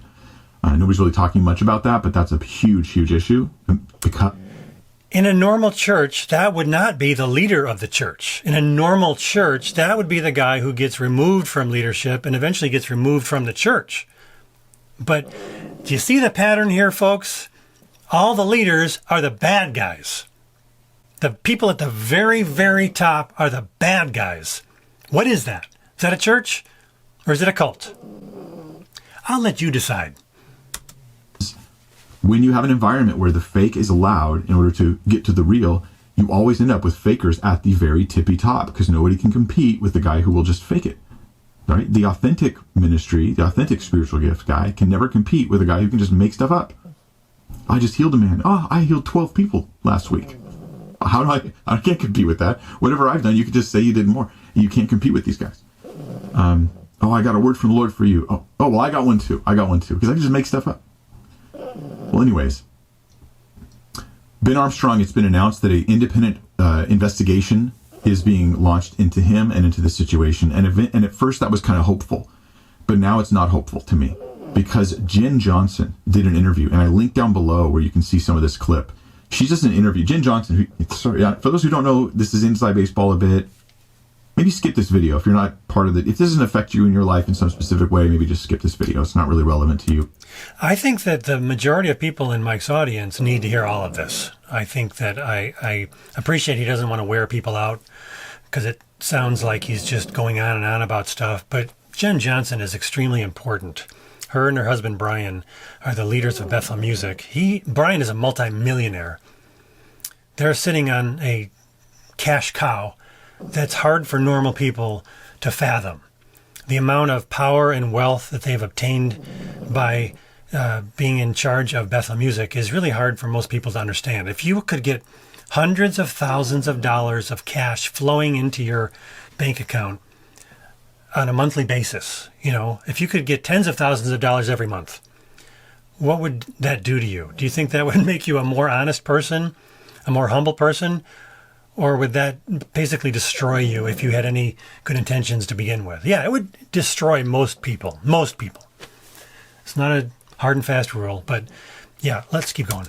Can edify you that much, except by way of irritating you and maybe opening your eyes to realizing that there are bad actors and they can exist in the church, and we should have strict treatment of people like that so that we can root it out. That's something you should be aware of. And in fact, let me give a little example. This would be 15 years ago. 16. Yeah, 15, 16, 17 years ago. I was part of a new church plant, and I was on the worship team, and great guys leading and being involved in the worship team. And guess what music we were playing? We were playing music from this new thing called Jesus Culture, which was originally the youth program from Bethel. And we were playing music from Bethel. Nobody was actually at any point ever asking, where did this music come from? Who are these people? It was the popular music of the day. That was the music that was the newest thing. And that was the practice. If it was a new song, that it was a popular entity, a music production company or record label, whatever it was a media company, basically. Any new and popular Christian media company that had worship music was automatically seen as legitimate. I think that is still the case today. And it's a terrible practice. It's a terrible practice. I go to a little Lutheran church now, and we have a synodical committee that works on a hymnal for years and years and years before they publish a new hymnal. And they only do it every 30 years or so. And so every song we sing has been very carefully checked. And I will never go to a church that doesn't do that because I see the value of that now. And I just want to make that point because I don't think a lot of people are even thinking that that's a viable way to do church anymore. But it is. I'm doing it, and other churches are doing it as well. So. Okay. All this to say, Jen Johnson, she is one of the royalty at Bethel. Okay, yep. She is Bill Johnson's daughter-in-law. She's married to Brian Johnson, Bill's son. He's the one who's kind of deaf. He has That's a mistake Mike makes. That's Eric Johnson. Eric Johnson is no longer working at Bethel or associated with them. I did an interview with Mark Mack, who was an elder, and he describes how basically it appears like Eric was basically pushed out of Bethel because of Chris Valentin being the bully that everybody knows that he is. That's just what I heard. I don't know if it's true or not. I think it is. But he's mistaking Eric Johnson for Brian Johnson. Brian Johnson is the kind of beefier guy who sings along with his wife Jen, and has become a multi-millionaire because of all the churches playing Bethel music without even caring about where their money is going. Like an implant or something, which I'm glad hopefully he can hear well with that. Anyway, and they're songwriters, and she's a singer, and her husband's a songwriter, and they've written with Phil Wickham and stuff like that. And actually, him and Phil wrote a really great song. Yeah. Actually, really, really beautiful song about the resurrection of Jesus. It kind of follows this hymn style. That particular song is great. But they're also the head of Bethel Music. Okay, Bethel Music is run by these guys. They run Bethel Music. It's them. The Johnson family runs Bethel Music, and she does an interview because Bethel Music is scrambling right now. This is my perception of things. They're scrambling right now because of all the bad press. There's lots of churches that are like, you know what? We're done with Bethel songs. This stuff it's not just that you guys are accused of random things or people don't agree with you on all your theology. Like, this goes deeply to the character of your whole movement. And we're out. And so there's a lot of people abandoning Bethel Music songs. By the way, I checked, maybe I'll insert it here, but the last time I checked, the Bethel Music YouTube channel is doing just fine. In fact, Bill Johnson's teaching channel, which is basically violating YouTube rules by having the same exact content on two channels at the same time. He's been doing that for years now, and YouTube doesn't care, but they give copyright problems to me. Last time I checked, Bethel Music is doing extremely well. I don't think there's been any drop whatsoever. I think whatever loss of income they're having is relatively small. But I'll check on that if I find something that's different, and I'll put that here. Okay, here are some charts from socialblade.com. The top chart is the number of gained subscribers. You can see there was a little bit of a dip, but they're back up again. They're still getting a ton of new subscribers every single day. And then the bottom chart shows the number of monthly gained views for Bethel Music. And they're getting around 30 million video views per month. So there's no drop at all. You can see it's actually gradually rising. And here's a screenshot from above that from the same page on socialblade.com. You can see they had 30,000 new subscribers in the last 30 days, 37 million views in the last 30 days, and they're getting over 1,000 subscribers every single day. So at least according to YouTube, Bethel Music is doing just fine. This does not reflect what might be happening with the royalties they receive from the churches using the CCLI licensing program. That may have dropped. Which means their like $20 million a year business is being impacted. That's a lot of money. That's the cash cow. Bethel, as I understand it, is Bethel Music. There's Bethel Music and there's Bethel Media, which both fill out Form 990s. I've done videos on this. There is also the Bethel School of Supernatural Ministry, which I've heard from inside sources is doing very poorly in terms of enrollment. It's down by about 50% or so. And there is no public records of any money coming in or where it goes or who gets paid. They don't fill out any Form 990s. They have it connected to their church. This is what you do if you want to hide your income. You claim to be a church. And that's what a lot of these charismatics are doing. And it's actually very deceitful. And the IRS does not have enough agents to keep up with it all. Otherwise, they would be held accountable by the IRS as they should be. But the IRS can't keep up with it. So they've been, from fairly early on, they've been trying to separate, Bethel's been trying to separate Bethel Music from this controversy. That's what their actions look like. When they did their repentance sermon, I almost didn't notice at first because there was so much going on that they said, about Bethel Music, they weren't really updated on Shawn Boltz and what was going on there. They're just trying to separate Bethel Music. Now, I think that's a lie. I agree. It's a total lie. It's obvious that it's a lie. They're actually, I'm being honest with you guys. I'm transparent. I don't want to go, I find that hard to believe. No, it's worse than that. I think that's an actual lie. Well, look at who is the president of Bethel Music. It's Brian Johnson. At least the last time I looked at it. They move people around a little bit here and there. Okay, so the most recent Form 990 for Bethel Music goes back to the year 2023.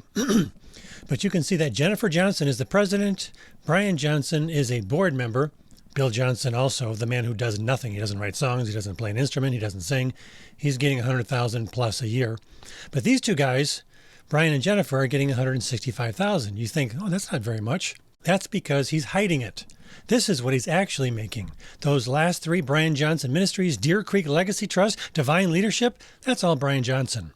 Those three LLCs earn $847,905. Add that to the other amount that they get paid, and Brian and Jen are making over $1 million per year. That's roughly $84,500 per month. This, by the way, is a little chart that shows the connection to all of these various LLCs. It's all the same thing. If you've got the last name Johnson, you're getting rich off of Bethel, period. And when Jen Johnson says that there's really no connection between Bethel Music and Bethel Church, she is lying through her teeth. Their own Form 990 says otherwise. The purpose of Bethel Music is to support Bethel Church. It says so in their own documents. I'm pretty sure I'm going to make a whole nother video on this topic because it's really important that people understand what's really happening here. And there's a couple of guys whose names are not familiar who I think do the actual work, and they make hundreds of thousands of dollars per year. And they probably actually work really hard at promoting the music and producing the records and working with music distributors and all that stuff. But at the top of the food chain, the name is always either ending in Johnson or ending in Valentin. That's the empire that they've created for themselves. Just like Hillsong was, it's a media company. Bethel is more than anything a cult and a media company that generates income for Chris Valentin and Bill Johnson and also Brian Johnson. This was a huge controversy that was ongoing. And to think that Jen Johnson, the daughter-in-law of Bill, and they're at Bethel all the time, they're at the church there, like to think they weren't given any updates, they didn't know what was going on with it, that's very unbelievable. That's very unrealistic. But see, Mike's doing the normal thing a normal person would do, which is just to say, well, that doesn't seem like that could actually be true. That doesn't make sense. That just is so unreasonable. Well, when you're in a cult, you don't think that way. You just believe whatever the leader tells you. So, of course, they're going to ignore anything negative said about Jen or Brian Johnson or about Chris Valentin or about Danny Silk or about Dan Farrelly or especially about Bill Johnson. It can't be true because it just can't be true. That's what happens when you're in a cult. Why would you say this? Why would you include in this repentance thing that these people at the head of your cash cow, they didn't get updates on what was going on? Yet I know a witness who says that after Shawn was confronted, he came to Bethel and wanted to visit and hang out. And there he saw Shawn Boltz go up to Brian Johnson to go, hey, give him a hug, be buddy-buddy. And Brian was oddly cold to him. And this witness was like, noticed that. They're like, whoa, what is going on there? What's the tension and weirdness between these guys? And then later, in hindsight, they go, oh, because Brian knew what was going on. By the way, I have a feeling that there will be more stuff coming out about Brian himself. I have a really strong feeling, that's all I'll say, that more will come out about him as well. Why would you not tell your son about this sexual predator who might target your son? Why would you not tell your very family about the guy that you don't want your grandkids around because he's a perv and he does things to people? Yeah, this is such a really good question that Mike is asking. It's so obvious that they're all lying. That's what they do. They lie. We don't know what they say behind closed doors. All they ever allow anyone to see is the public face, which is a con artist face. It's the face of somebody who's delusional at best. At best, they're delusional. They actually believe these things. At worst, they're just con artists. I think it's probably a mixture of the two. And of course you would want them to know. How would you not update them? I don't believe you guys. I think that was deceptive. Yep. I think it was misleading. Now, you may not have had official updates. Bethel Music, here's an official update. But I can show you in fact, I already did show you the text messages in my original video on all this stuff. Chris Valentin told one of the victims, and I have the message. One of the victims of Shawn Boltz, he told him that they had told Bethel Music leadership about Shawn Boltz. This is after they tried to correct Shawn, after Shawn refused correction, and they said, we're not going to go any further with this. He's not under our authority. He's not our responsibility. Then it was after all this that Chris says, we've told Bethel Music not to have anything to do with him and to stay away from him. So how does that not an update? I think he might be referring to the video that had all the text messages that John Mark Baker put up on the Minor Prophets channel. I forgot to mention Minor Prophets, another channel with very vigilant charismatics who also are trying to crack down on this really bad stuff. And I really appreciate what they're doing. Even though I disagree, they disagree with me. I think John Mark's doing a really good job in that circle. And I think those guys are always going to be in the minority. I wish that weren't the case. I wish that all charismatics were doing the sorts of things that they're doing. But I hope that is what takes place in the future. But I'm not convinced of that at this point anyway. They're working hard to try to distance Bethel music, the cha-ching cash cow of Bethel, from the consequences of the cover-up of Shawn Boltz, which I consider to be ongoing cover-up.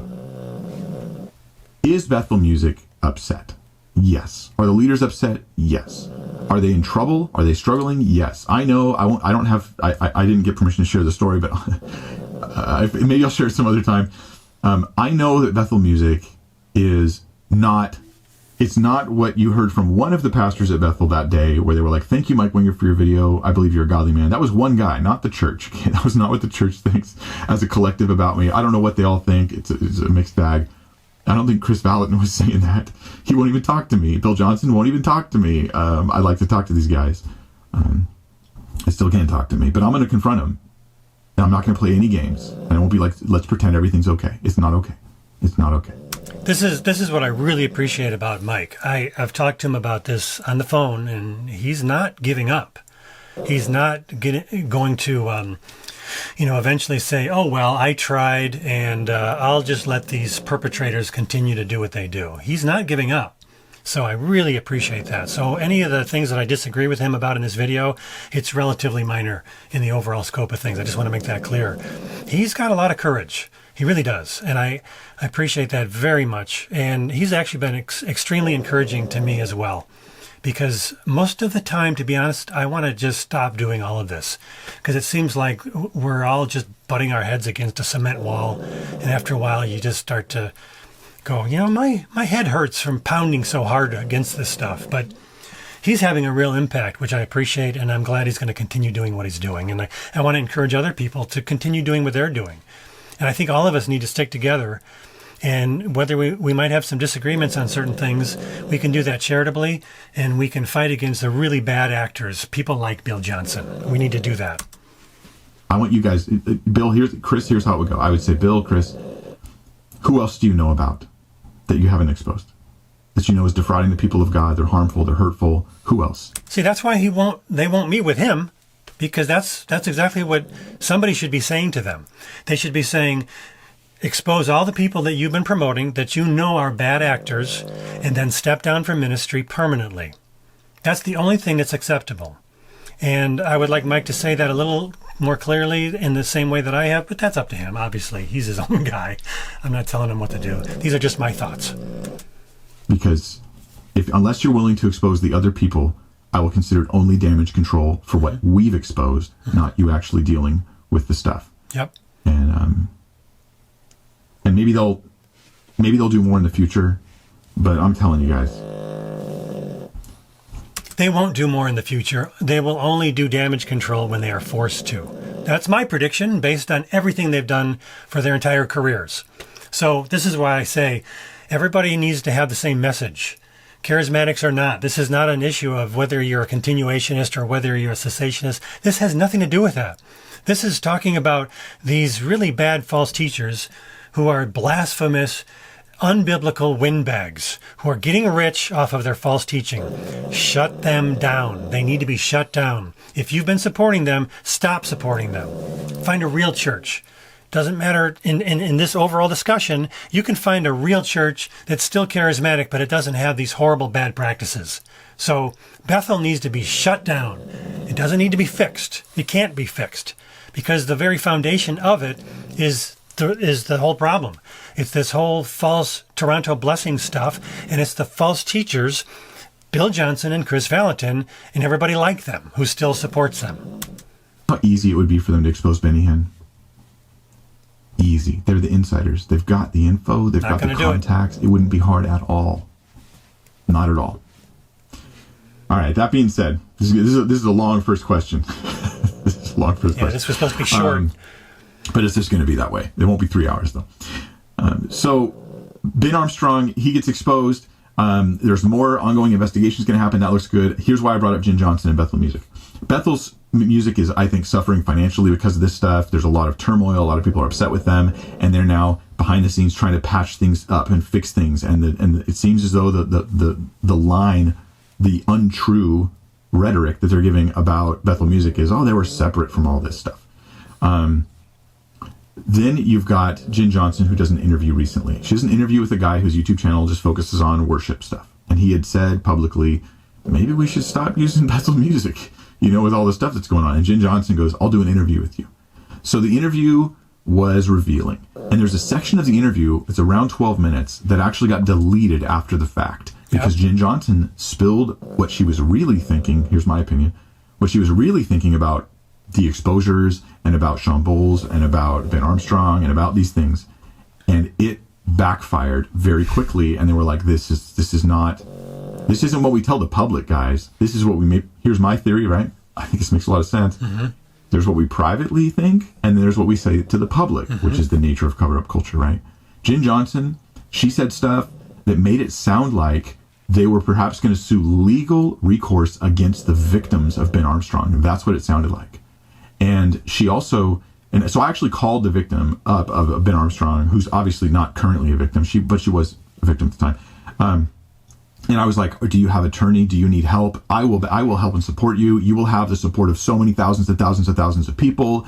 If they come after you in any way, I want you to know that. As long as what you share is true and there's integrity there, you will have us behind you 100%. And that reaction was, a lot of people were feeling that. Okay.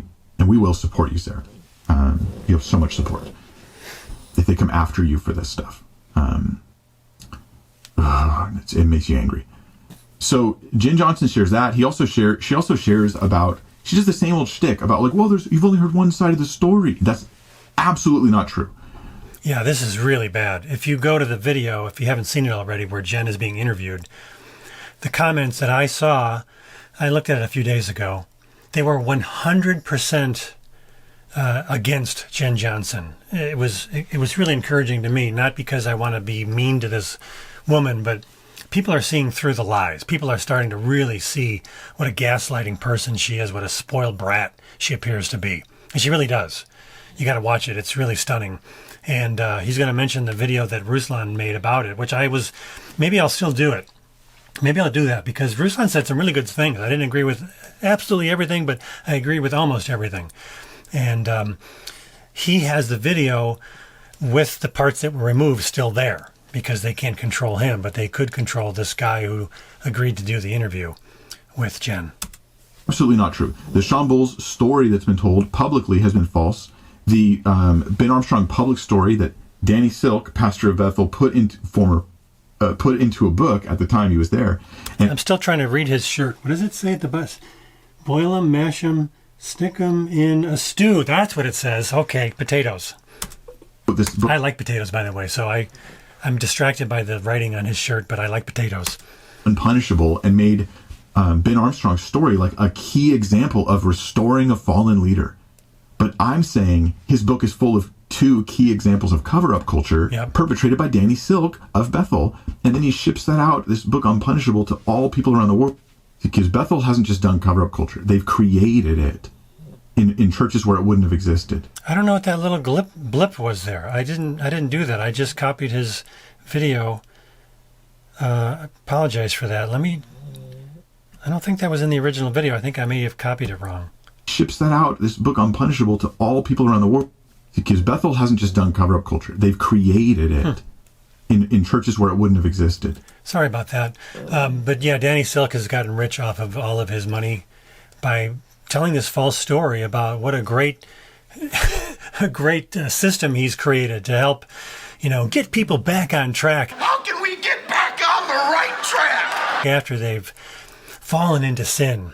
What he really is not revealing is that Ben Armstrong was actually an abuser.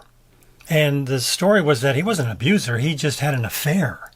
That's a big difference. And to make money off of that, to profit off of that, is really despicable. But again, he's one of the key leaders at Bethel.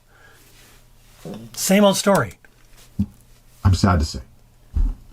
And they've had a window of time to step up and deal with it fully.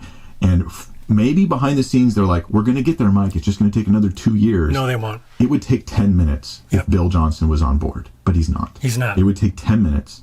Just say what you know. Just say the truth. Say what you know, say the truth, and step down. You're disqualified for ministry. If these people are not disqualified for ministry, then there's no such thing as being disqualified for ministry. Anybody can do anything to anybody, and they can jump right back up on stage and do their spiel. And that's what this is. This is a spiel. This is not a true Christian church. So Jen Johnson then had that interview edited so that 12 minutes or so was deleted off the internet. I don't even know how you can do that. How can you force? I guess what they said was, if you don't remove that part of the video, we're going to sue you, or we're going to issue I don't know, they can't issue a copyright claim because it was his video of his interview that he did. It wasn't like he took somebody else's video and reused parts of it, which is also protected by fair use. But they basically forced this guy to remove parts of his interview video.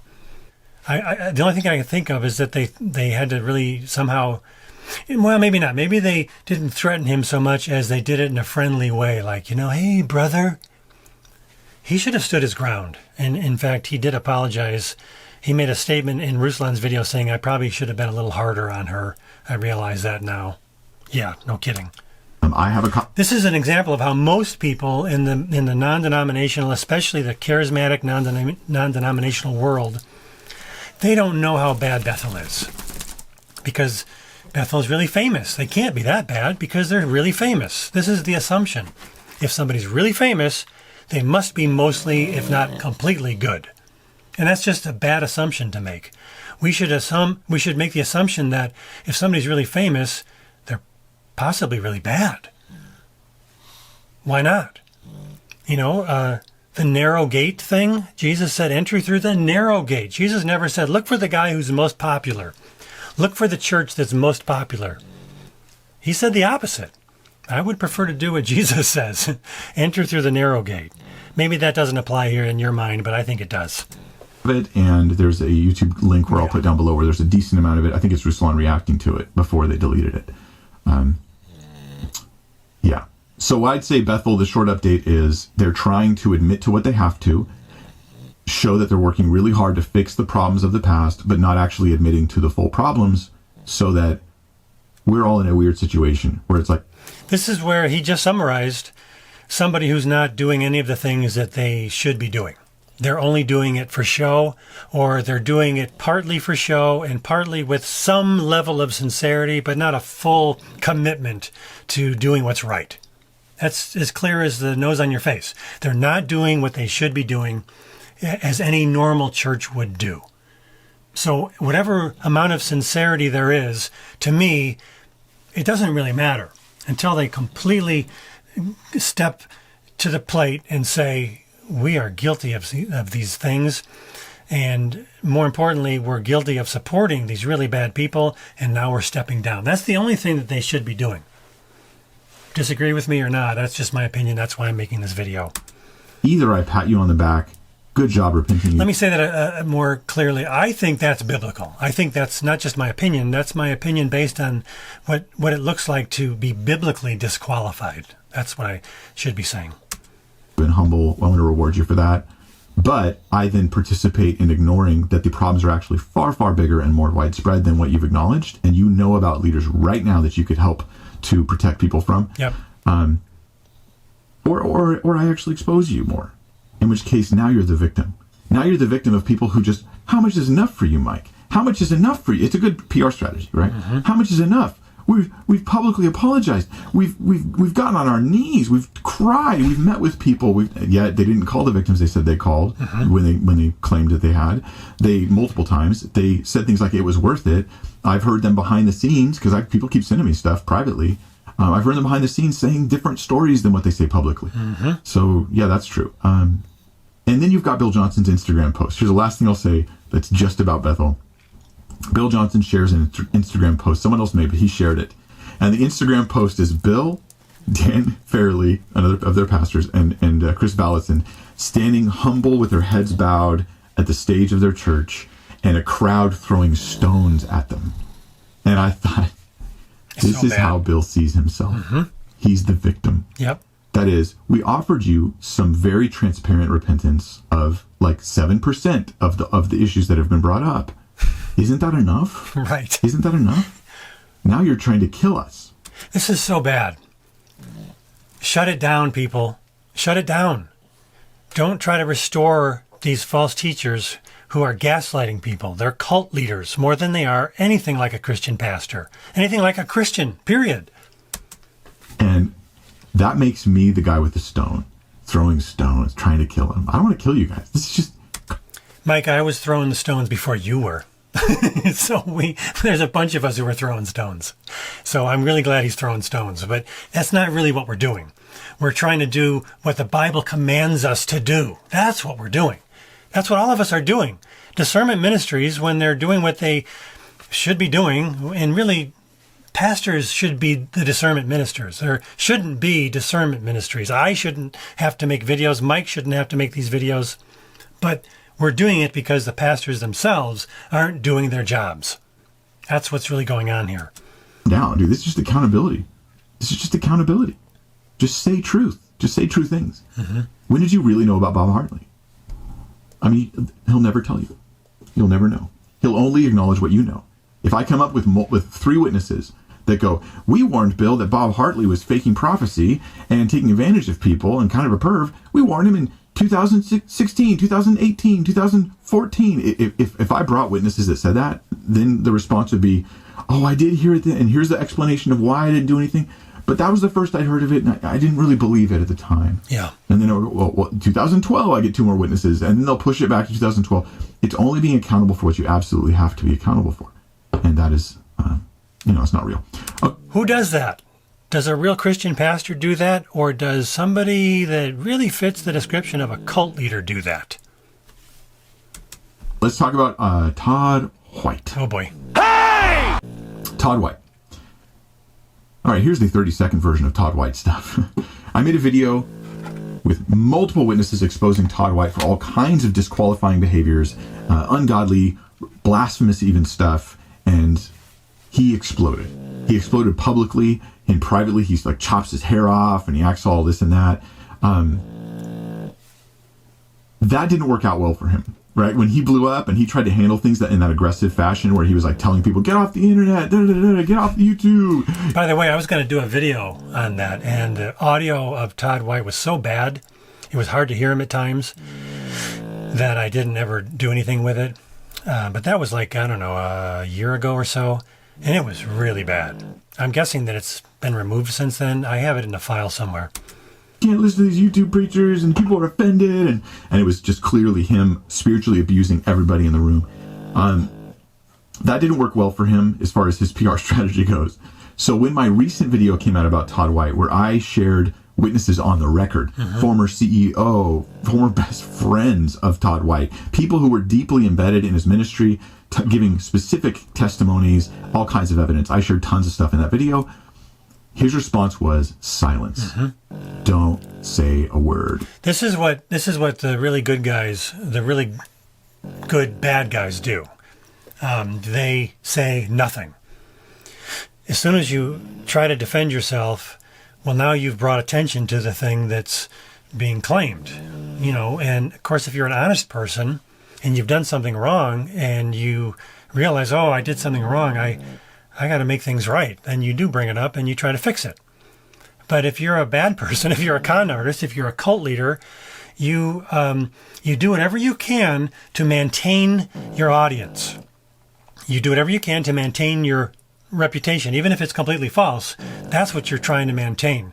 And Todd White wasn't as good as he should have been to maintain his audience. He kind of exposed himself by throwing a tantrum. But the smart thing is what he's been doing, which is to act all humble, and it's all about God, it's all about Jesus, and I just want to help, I just want to do blah, blah, blah, blah, blah. And you just avoid all the accusations. You just completely pretend that they're not there. Might make a video if I say a word. People will react if I say a word. Instead, quiet and hunker down. The only thing they've publicly done is continue with business as usual and talk about how God's doing great things in their ministry. Right. I think things are worse off than they're saying. But this is probably the smarter strategy for them, to be honest. However, it shouldn't work because people like Bethel should call it out. Guess who knows all about Todd White? Danny Silk. And who knows all about him? Chris Valentin, Bill Johnson, countless other leaders in the charismatic church. They know all about, they know it's true. They know it's true. And they say nothing. So again, what does that describe? A pastor who's just a little bit off, who needs some correction after, 30 years of ministry? They need a little help? No, step down, guys. They need to be told over and over and over and over again by a growing number of people around the world, step down. That's what they need to hear. And the people who still sit in the pews at that church, they're not pews, they're seats. They need to be made aware that, there seems to be millions of people around the world telling Bill Johnson to step down. I wonder why. Is it because they're being persecuted? That's the story that they keep hearing. They need to have the back of the voice in the back of their head saying, maybe it's true. Maybe he really is a bad guy. They need to have that voice in the back of their head brought to the front of their head so that they finally start asking themselves, yeah, maybe I've been part of a cult. I hate to think that's true because I've invested my whole life into this Bethel thing. But you know what? It's better to find out you're in a cult and to leave the cult than to stay there because you're embarrassed. That's what is going on for a lot of people. And they say nothing. And so Todd White can quietly continue. Yep. And it's just, we have to convince the people that they're safer if they're not around the guy, but that you won't convince them because a lot of them are just going to think Mike's just a stone thrower. He's a heretic, heresy hunter. He's a sin sniffer. He's what other names can I call him while pretending that he's the one that's being judgmental? And I'm the one with no evidence making harsh judgments against him. And I haven't even watched the content. I'm not aware of any of the victims. I have no knowledge about any of that stuff. I've talked to Mike about this multiple times, how it's so revealing that people will say all these harsh things about heresy hunters and publicly condemn them because they're guilty of publicly condemning people. You see the hypocrisy there? You see the double standard there? What we're doing is we're in a world of ideas, and some ideas are better than other ideas. And more importantly, some ideas are biblical ideas. And if there are biblical ideas, there are also unbiblical ideas. And there are unbiblical teachings, and there are unbiblical teachers. This is what the Bible clearly says over and over and over again. The New Testament is just full of warnings against false teachers. So we're just following the Bible by calling these men out. So don't call us out. Now, if we're wrong about something, you can call out where we might be wrong, but don't condemn us for publicly calling out people publicly when you're calling us out publicly. That's what he's saying here. I don't like that guy. Or maybe he's right, but he did it the wrong way. Yeah. It's always the protocol objection, right? So he's going to continue. Now he hides. The only two board members I'm aware of, because I offered $100,000 in my ministry. This is not something we normally do. I had to get approval from my board because I can't just offer that. To do an independent third-party investigation into Todd White. I would not control the investigation. The investigators would. They would present their results, and if it exonerated Todd, I would publicly repent, and if it proved that all of it was true, Todd would have to deal with that. They refused. They not only refused that free offer, so all they have to do is say, yes, we approve. A reliable, good reputation, like say Grace Investigations is going to do this investigation, they'll interview witnesses, and then the truth will come out, and then nobody will give one side of the story. And if Mike is misrepresented, he'll be exposed. I'm putting myself on the line. Mm-hmm. They refused. We would pay for it. They refused. Who's the they? Well, I tried to find out who's on Todd's board. They're secret about everything. They've turned into a Gnostic group now. Everything's a secret. All I know is, to the best of my knowledge and my informants and some stuff I've been sent, Gary York and Paul Allen are on his board, the only ones I know of. Probably Todd and his wife were on his board because they were previously, which is conflict of interest, right? Like my wife is not a voting member on the board of Bible Thinker for that very reason. So she can't cast votes because there's too much conflict of interest that could be there. So Gary York and Paul Allen. Gary York and Paul Allen, both guys I've exposed as being cover-up goons, like absolutely covering up for people who they know are bad. Yep. And I've got proof of that. They're bad guys. So Todd White's ministry Please abandon ship, you guys. If you're part of it, please run for the hills. Stop thinking I can redeem it and fix it from within. This is what I want Mike to say about Bill Johnson. That's the main point of this video, because I agree with him 100%. This is the only message that should be told over and over again. Well, the main message, or maybe the summary of the message. You know, I've been making videos about the bad teaching of Chris Valentin and Bill Johnson for a long time now. And the overall idea of those videos is to say not to Bill Johnson or Chris Valentin anything, because they don't listen to me. Or at least they don't admit that they listen to me. It's to all the people who are following them to say, hey, abandon ship. Don't listen to these men anymore. They're false teachers. They're leading you astray.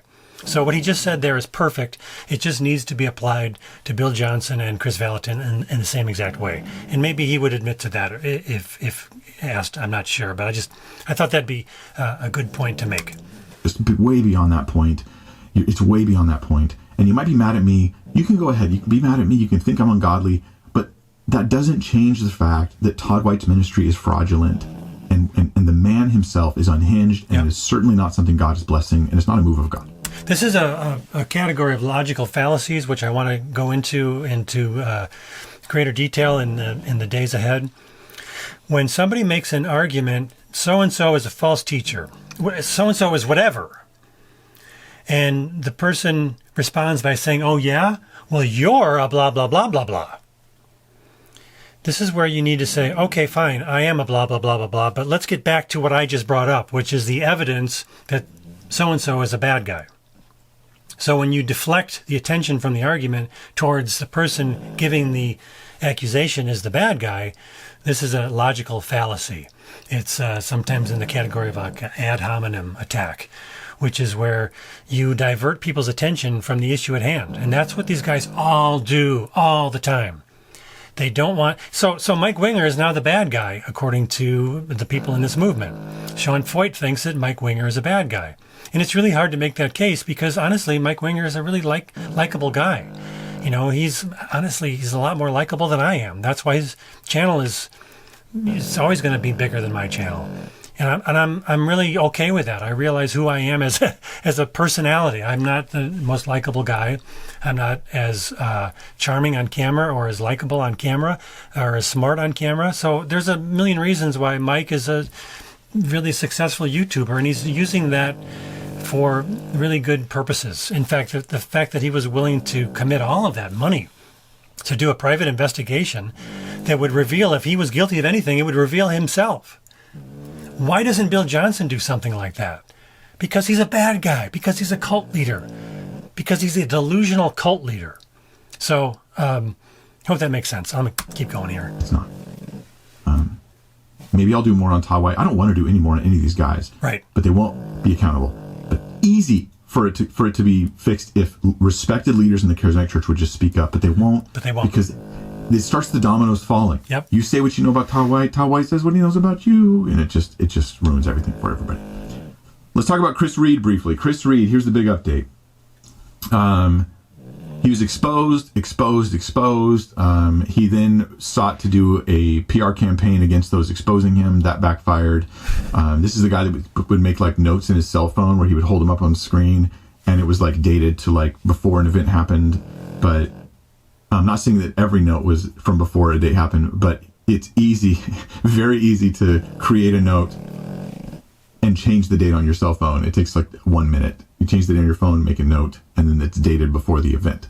So I showed all this. I dealt with Chris Reed in a video. Just type Mike Winger, Chris Reed, R-E-E-D, and it'll pop right up. We met together. He lied to my face, and I exposed him as well for that. By the way, when Sam Storms was on Remnant Radio, shortly after the Mike Bickle abuse became public, Sam Storms tells the story about going to meet Mike Bickle, driving to his house with Francis Chan. And he says, and Chris Reed was there, the respected prophet Chris Reed. So as recently as 2023, I think that'd be late 2023, maybe it was early 2024, because it was in the fall of 2023 that all this stuff became public. Sam Storms, the guy who's supposed to be mainstream, he's supposed to be like a non-denominational, big box evangelical mainstream scholar. He was referring to Chris Reed as a respectable prophet. I wanted to make sure that I was quoting Sam Storms correctly, and I was a little bit off. Here's the actual clip of what he actually said. So Francis and I showed up at 4 o'clock, rang the doorbell, and Chris Reed walked out. Very well-known individual, operates in prophetic ministry. I think he leads Morning Star Ministries now. And Chris said, well, Mike's in a very important conversation right now, and he can't meet with you. So in March of 2024, Sam Storms refers to Chris Reed as a legitimate guy, a well-known individual who operates in prophetic ministry. He leads Morning Star Ministries. In November of 2025, he wrote an email to me saying this: Chris Reed is a huckster who should never be in ministry. If you want to see more about this or understand more about the whole situation with Sam Storms, please read this very, very extensive article that I worked over a month on my Messed Up Church website. Just to put that out there. He's continuing. In his church, it shrunk. It immediately shrunk in size. A number of people took the warning and got out of Dodge. And Chris immediately ramped up. Look at... And Chris Reed was also being propped up by Francis Chan. And I made a video exposing that. And then Mike showed part of my video. And then finally, Francis Chan did a terrible job of writing a letter where he sort of made excuses. And the video that I think did a excellent job just taking apart that letter from Francis Chan. It was an article, was from Holly Pivik's channel, and it was Doug Guyvett, who just is a brilliant scholar who does what I do much better than I do, because he's an actual scholar. I'm just a guy in my basement who learns from actual scholars. But I highly recommend that video because he picks apart how Francis Chan is disqualified, just like Sam Storms is disqualified. And he says that from the position of an actual man who is a scholar in the evangelical world. So it's really good stuff. Amazing miracle. Look, God gave me a vision. Look, I have another word. Look at my phone. It's totally, it was written before. And he started really pushing, and he's really trying to recruit people to move and come to his... The reason why I'm bringing up Sam Storms, just to be clear, is not because I got a personal beef with him, although I do, because we had that interchange and that didn't really go well, and he's never responded to the things that I proved he was wrong about. And I did apologize for some of the things that I was wrong about. But the thing that I wanted to point out is Mike here, he doesn't look good in that. Sorry, I didn't mean to freeze him in that position.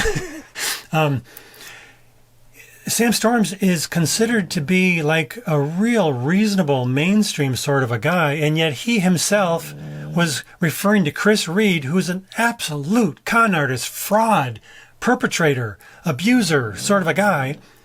He was referring to him as a respected prophet just a few years ago, not 20 years ago, not 8 years ago. What is that, 3 years ago?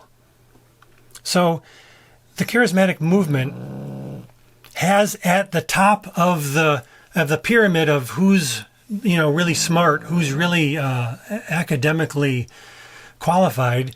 At the very top are people like Wayne Grudem and Sam Storms, and yet Sam Storms doesn't even know that Mike Bickle is the horrible abuser that he was, and he doesn't even know after the Mike Bickle stuff comes out that Chris Reed is just as bad. So yeah, the charismatic movement has a lot of stuff to try to fix. Good luck with that. I really mean that. It's, when I say good luck, what I mean is it's going to be tough. It's going to be really, really tough, if not impossible. Church and get people over there. He's trying to rebuild the church, and over time he will. He absolutely will do it. That's what they do. You can't stop these guys. Yep. You can only shrink the harm that they cause. That's right. The reality. Yep. You can't, unless they go to prison, you can't stop them. Right. Even then, it's just until they come back. So all we can do is ask to shut it down. But you can radically shrink the harm that they cause. Now let's talk about Bob Hartley. Bob Hartley, perverse sexualist, offering people money. He was soliciting prostitution of women who were not prostitutes. That's what the video evidence shows. Bethel was warned long before. They say they were about Bob Hartley, and nothing has happened with Bob as far as I know. No public anything that is beyond what had already happened. In response to it being exposed more publicly, nothing to my knowledge has happened. It's like the ball just got dropped. And again, this is the thing. It's how much do we have to be accountable for? That's how much we'll be accountable for. Can we just ignore the Bob stuff? Can we come up with reasons why it doesn't need to be dealt with?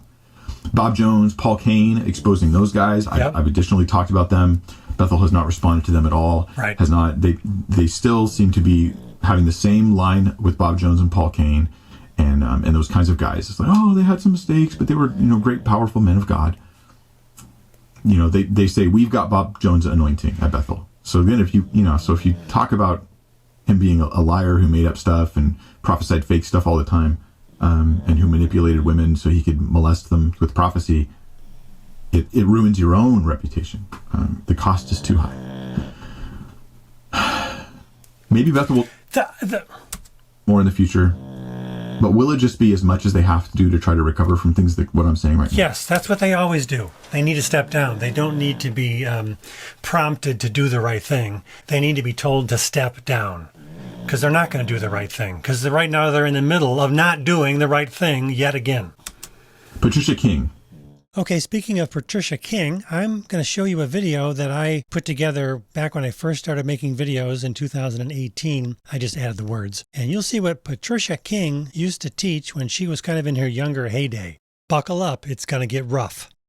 The very first time I ever went into the wine cellar in heaven, and there is wine in heaven. The Bible says so. And, whoa! And I went into this wine cellar, and there's all different kinds of wine. There was barrel after barrel after barrel after barrel of wine. And there were names, like labels on the wine barrels. And there was like the wine of peace, and the wine of joy, and the wine of health, and the wine of strength, the wine of prosperity. And the room was full of angels. And they looked like they'd been imbibing.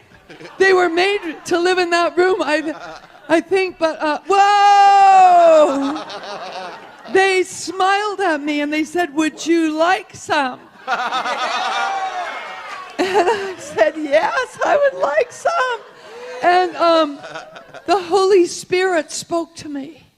And he said, "I never want my people to be drunk on the world's wine." Yeah. He said, "This is the real wine of the glory. This is the wine of the kingdom." And he says, "And I want you to come anytime you want and drink as much as you want. Any kind that you want." Whoa! And how? I tell you, the doors to the wine cellar are opened in this room. Heaven is not eons away. It is one sphere away. It is one step of faith away. You got to get that by download of Revelation, because I don't have time to unpack it right now, but I can.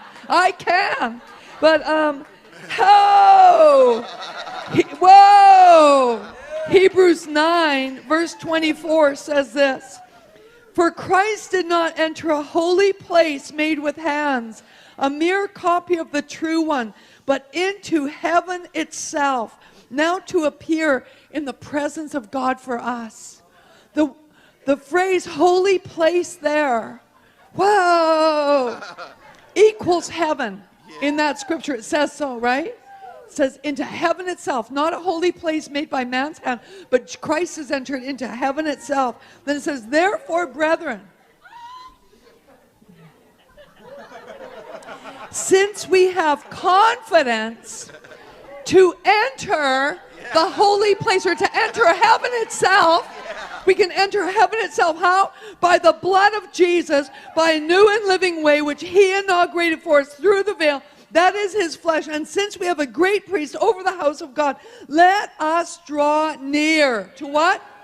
Heaven itself. To the wine cellar in heaven itself. How? With a sincere heart. How many of you here have a sincere heart?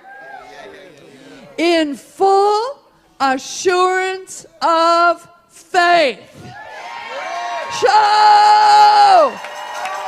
In Jesus' name, the bar is open.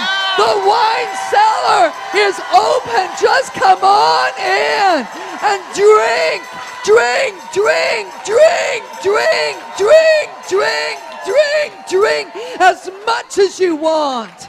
Because we can live in the house of wine. The house of wine.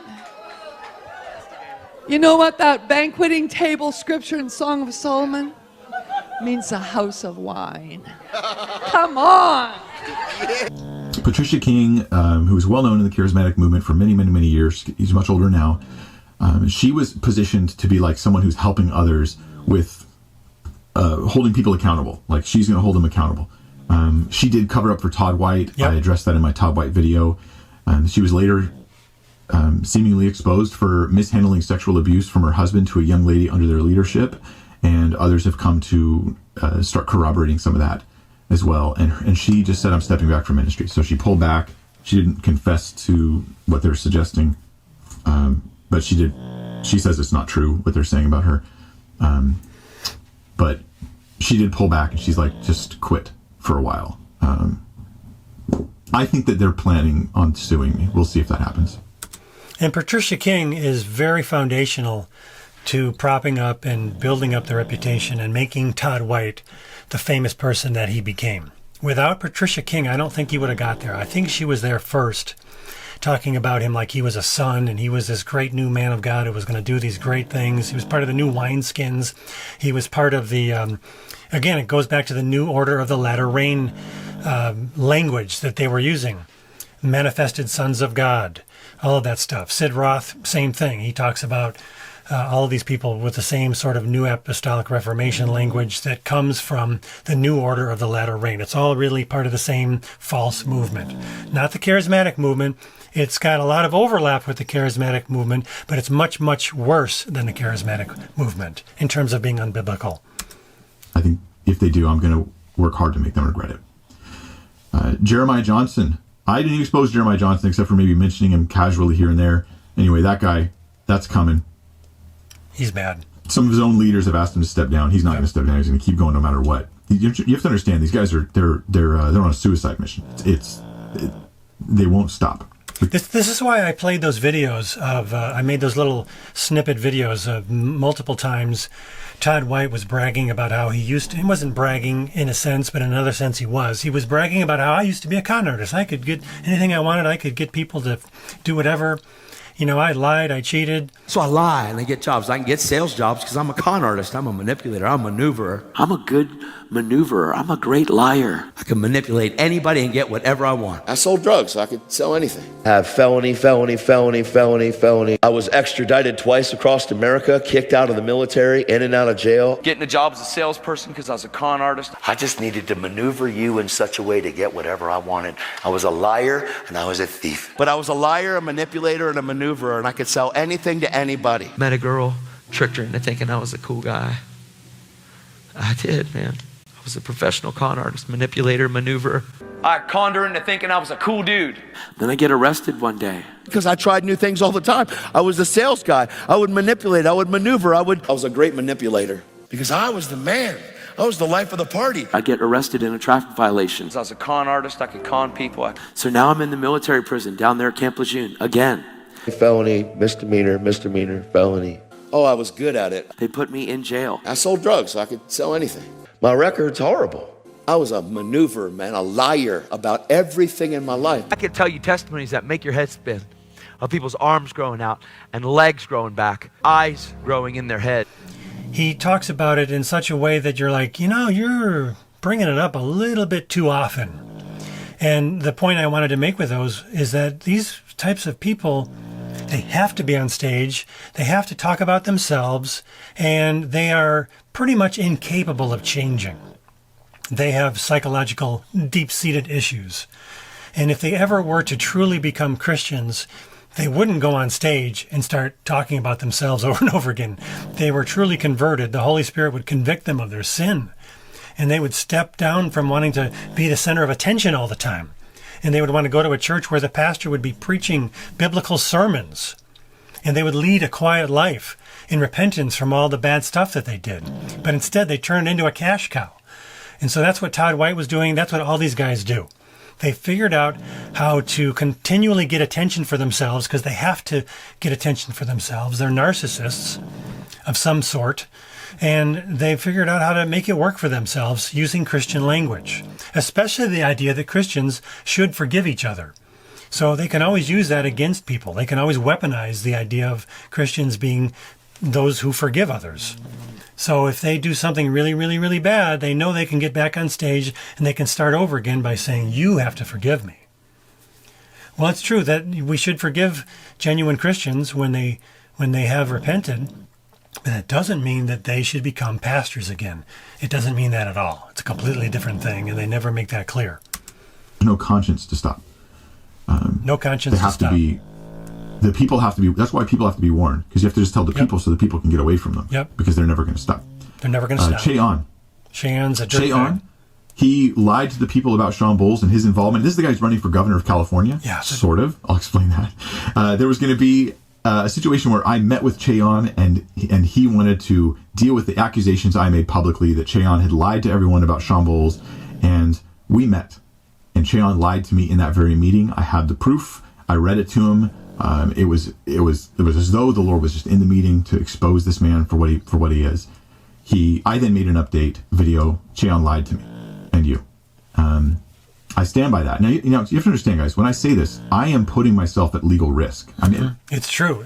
When you do this sort of thing, you want to say more like a journalist sort of language. You want to say, I'm alleging, or there are allegations that so-and-so did such and such. But when you say so-and-so is a liar, so-and-so lied, you are making it possible for someone to sue you.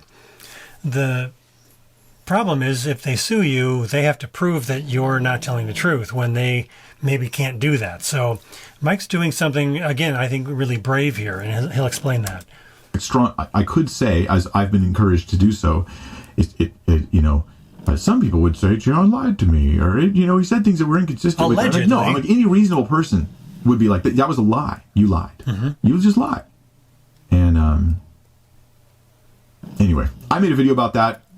By the way, I found this little thing in Cheon's book about apostles in the church today, where I found that he was lying about a prophetic thing that happened concerning the weather, that he prayed that there was going to be this rainstorm that would come and help to put out a wildfire. And he puts a footnote in the book that refers to a newspaper article about a rainstorm that already took place.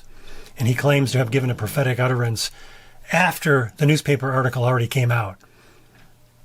So it's just stupid. I sent clips of that, or little pictures in my phone to Mike, and he said, I hope you have time to make a video.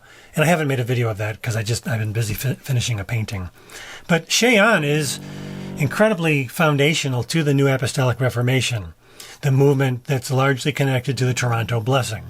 And it was Cheon, Bill Johnson, and John Arnott that C. Peter Wagner said were the three apostles who were going to commission Todd Bentley. Todd is following Paul's example by inviting to the platform three apostolic pillars of today's church. Cheon of Pasadena, California, Bill Johnson of Redding, California, and John Arnott of Toronto, Canada, Todd's native land. I have a question for the three apostles.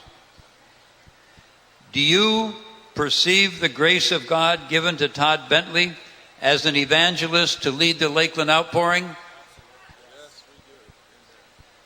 I have a question for Todd Bentley. Do you recognize the apostolic authority of these three men in your life and ministry? And do you desire to establish an apostolic alignment with them and with Revival Alliance? With this affirmation, we will move to a formal commissioning, equivalent to offering the right hand of fellowship as the three apostles did to Paul in Jerusalem. This commissioning represents a powerful spiritual transaction taking place in the invisible world.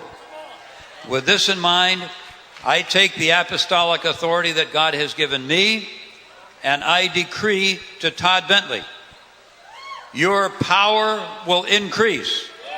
Your authority will increase. Your favor will increase. Your influence will increase. Your revelation will increase. I also decree that a new supernatural strength will flow through this ministry. A new life force will penetrate this move of God. Government will be established to set things in their proper order. God will pour out a higher level of discernment to distinguish truth from error. New relationships will surface to open the gates for the future.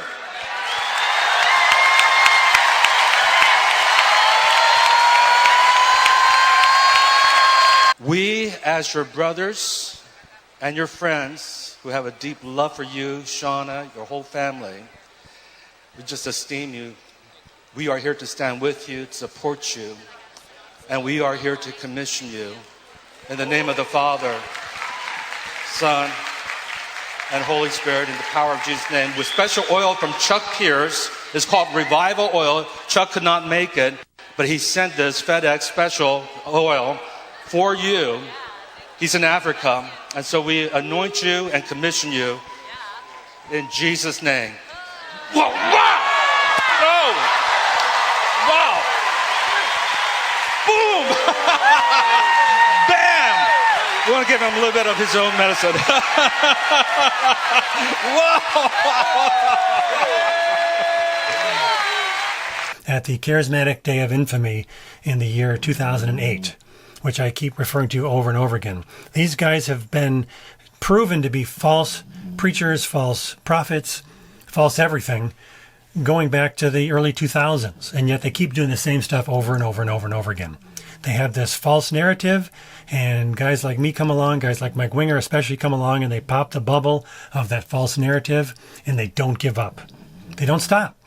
And so all we can do is keep warning people, these are false people in every sense of the word. So stop following them. They need to be called to account. They need to be told to step down. Their ministries don't need to get fixed. Their ministries are fake to begin with. They should be shut down. And they should be shut down not because the men have changed, because they won't change. It'd be good if they did, but that's not what we should expect, because that's not what these people do. They should be shut down because the public knows how bad they are. And the public now has the ability to get this information because we have the internet. The thing that these guys claim is the problem. You know, all these people on the internet are saying all these bad things. No, the internet's not the problem. The internet is actually a good thing because it allows everybody to have a voice. So anyway, let's keep going. Mike Winger, Chayon, and fight it. And he said to his congregation, I'm going to meet with Mike Winger and Ron Cantor, another guy who's doing kind of the same thing as me, and I'm going to then update you guys. To my knowledge, there was never an update, except they said there will be a third-party investigation. They announced it. They never said who's doing it, what they're investigating, what the parameters of it was, what the reporting of it is, who's going to get to hear what they report, how to contact the investigators. I have not been contacted by the investigators when I'm making these public allegations. They've not reached out to me. I think it's a farce. Okay? I think it's a farce. Chayon, also he has known about a number of people in the past. He has known about them and he has not cared. He's exhibited actions that betray that he probably doesn't care. Todd Bentley. He was one of the biggest promoters of Todd Bentley. He wasn't the guy that helped bring down Todd Bentley. He was the guy promoting Todd Bentley, and then he quietly just kind of stepped away from Todd Bentley, just like Bill Johnson did, just like John Arnott, just like C. Peter Wagner, just like all the leaders of the New Apostolic Reformation. They don't want to be held accountable. They want to just keep promoting this false narrative of them as these great leaders of God. What does that sound like? Does that sound like real Christian pastors, or does that sound like cult leaders? About people doing these things, even though he'll say it's blasphemy to do that, but then his actions are inconsistent with that claim. So Chayon's governor run it seems like it's pretty much over. Yeah. I didn't think he had a chance of winning. No. He doesn't have that. He just doesn't have that. Because Chayon is a dominionist, he was the guy that took over for C. Peter Wagner in the Wagner Institute, the pretend school where you get pretend degrees and you can call yourself a pretend doctor. Even on their website, they have On the homepage, they have a picture of Dr. Bill Johnson, who's not a doctor at all. It's all pretend. They live in a pretend world. This is where I say they're delusional at best. And if you're delusional enough and you have this dominionist mindset, you will pretend that you can somehow become the governor of California, even though you have no qualifications whatsoever to do so. You have no political background. You have this magical thinking way of looking at life, where if enough people pray about something, like I want to become an NBA star. I'm not good at basketball. I'm not even that tall. But if enough of us pray about it, I believe God's calling me to that position, and it's going to happen. No, it doesn't make any sense. That's not how the Christian faith works. You can't, make stuff develop out of nowhere. And so Shawn is now at the point where he's just collecting money for his fake run for governor, and he can do whatever he wants with that money because he's money hungry, just like all of them are. I couldn't win governor in California. I'm not that wired that way for politics, and my politics are not California politics. So I didn't think he had a chance of winning. You have to do little things to become governor. You have to know how to run a campaign. You have to have people on your side who will you can delegate authority to. It's really a big deal to run for a governor of California. Is actually more powerful than many of the countries of the world. The economy of California, I think, is the 5th or 6th largest economy in the world. China, Germany, United States, and maybe one other country have a larger economy than California, and that's it. California's economy, I think, is actually bigger than the economy of the entire country of Japan. I just looked into this last year when we visited California. I love California. It's an incredible place. It's so sad what's happened to there. But for Shawn to think he could be governor is absolutely, at best, delusional thinking. At worst, it's a way for him to scam people out of money while he pretends that he's running for governor when he's really not. So here are the figures for the race for governor in the state of California. These are the top contenders right now, the top 6. And if we go to the next 6, 7 to 12th place, you'll see the last person on the list has 0% of the vote, but at least he's on the list. Shawn isn't even on the list. That's why they had to change it from Shawn for governor to write in Shawn for governor. Oh yeah, that's going to work. The amount of money he had raised was small compared, it's a lot of money, but small compared to other people running. But he did not make it onto the ballot in time because they did not submit their tax returns to not to the IRS, but to the government. You have to submit them to the people who are running the ballot, And he didn't give 5 years of tax returns to them by the deadline. So he's not on the ballot. So now he's encouraging people to write in. He's still raising money for a doomed governor campaign, absolutely doomed. Yep. And they're still raising funds for it. And he's encouraging people to write his name in.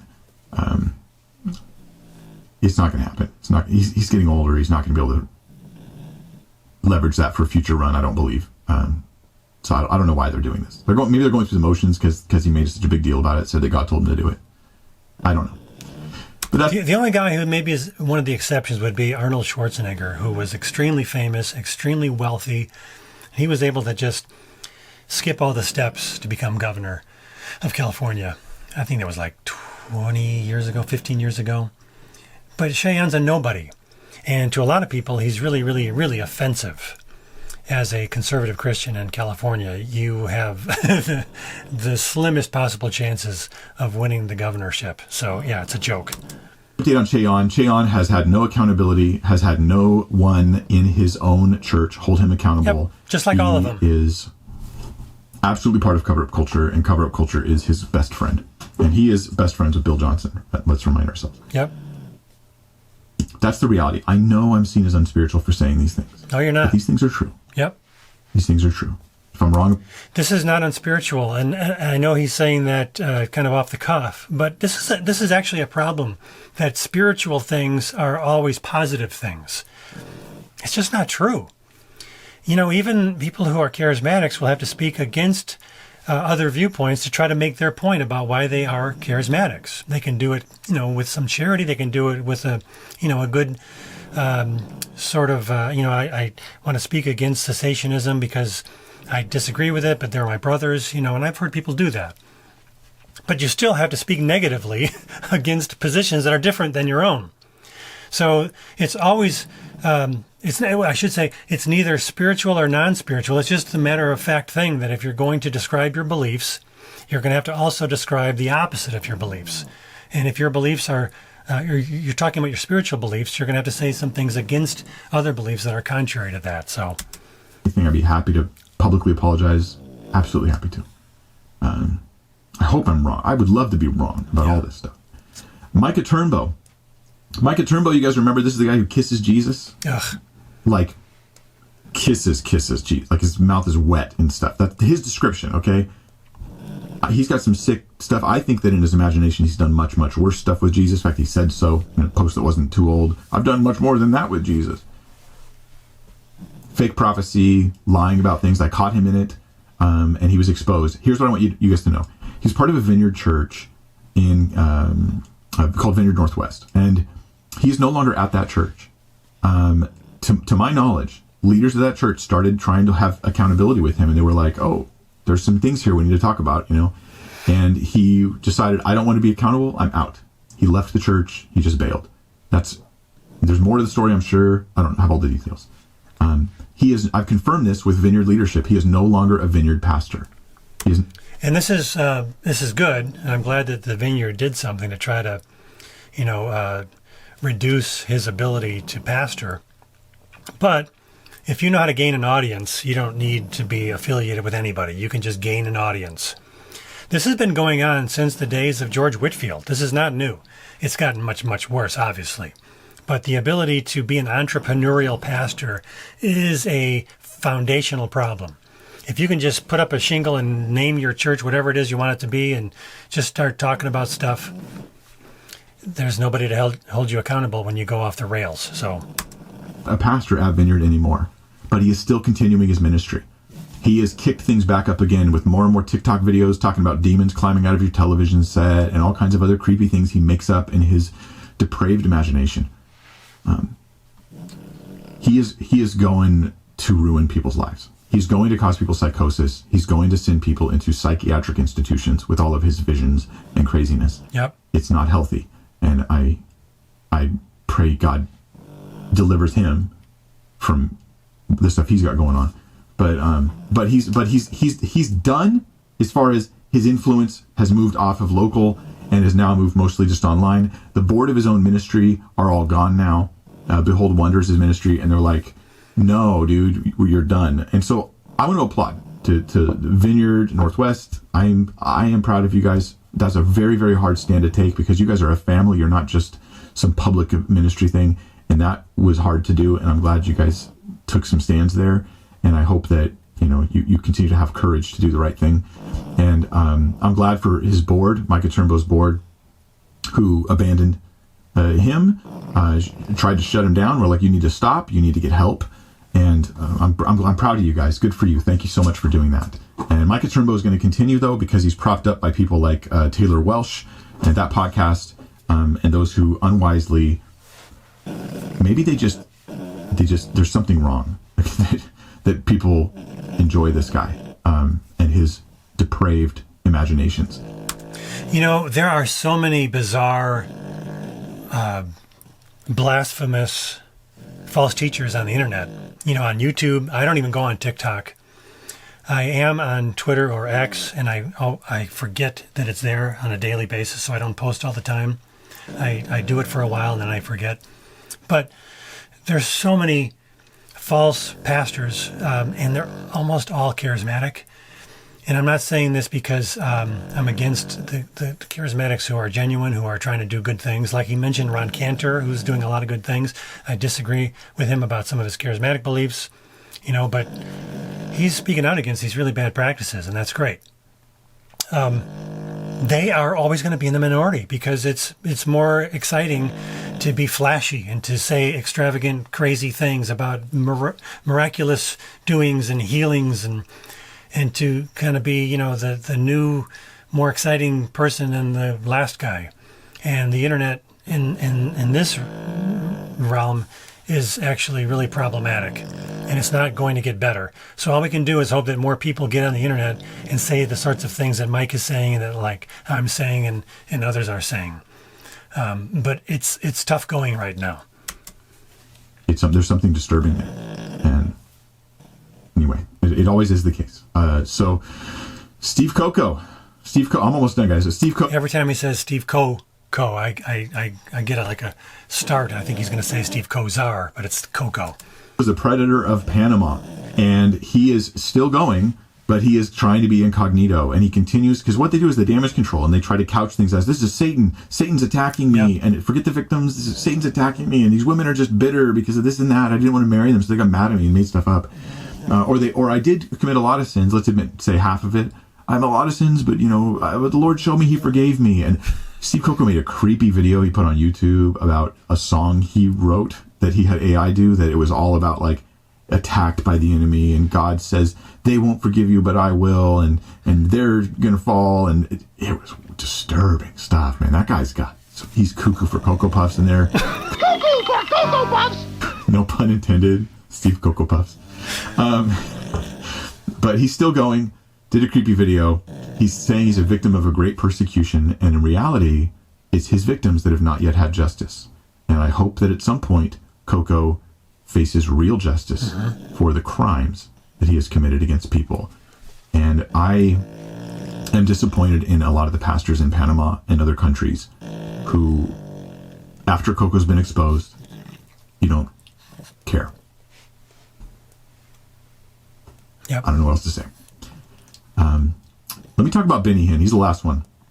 You might be like, Mike, Benny Hinn, that was years ago. You did that years ago. You haven't really that was years ago, Mike. You're right. But Benny Hinn, to most Americans, they think he's old news, man. This guy's like, he's like halfway in the casket, right? He's done. No, he's not. You really don't understand, because he's not doing a lot in America. I sent Mike information about this, I don't know, maybe 6-8 months ago.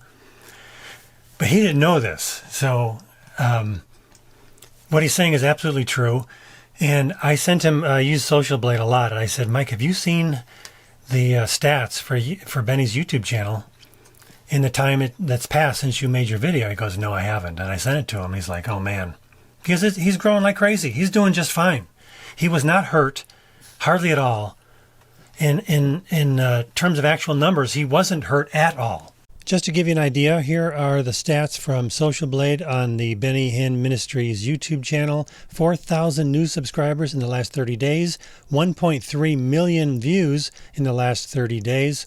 He's doing really well. His channel is not showing any signs of slowing down whatsoever. Now, if we look at the monthly gained subscribers, you can see that it tapered off after Mike's documentary, but it's stayed very steady ever since. Same is true for monthly gained views. He had a drop off there in the very beginning, but you see, overall, he's getting over 1 million views per month on average. That is not somebody who's just about to go out of business. He's actually doing just fine, unfortunately. Now, he probably lost some support from the American people who are listening to Mike Winger, but he just goes to another country. So he's going to describe that.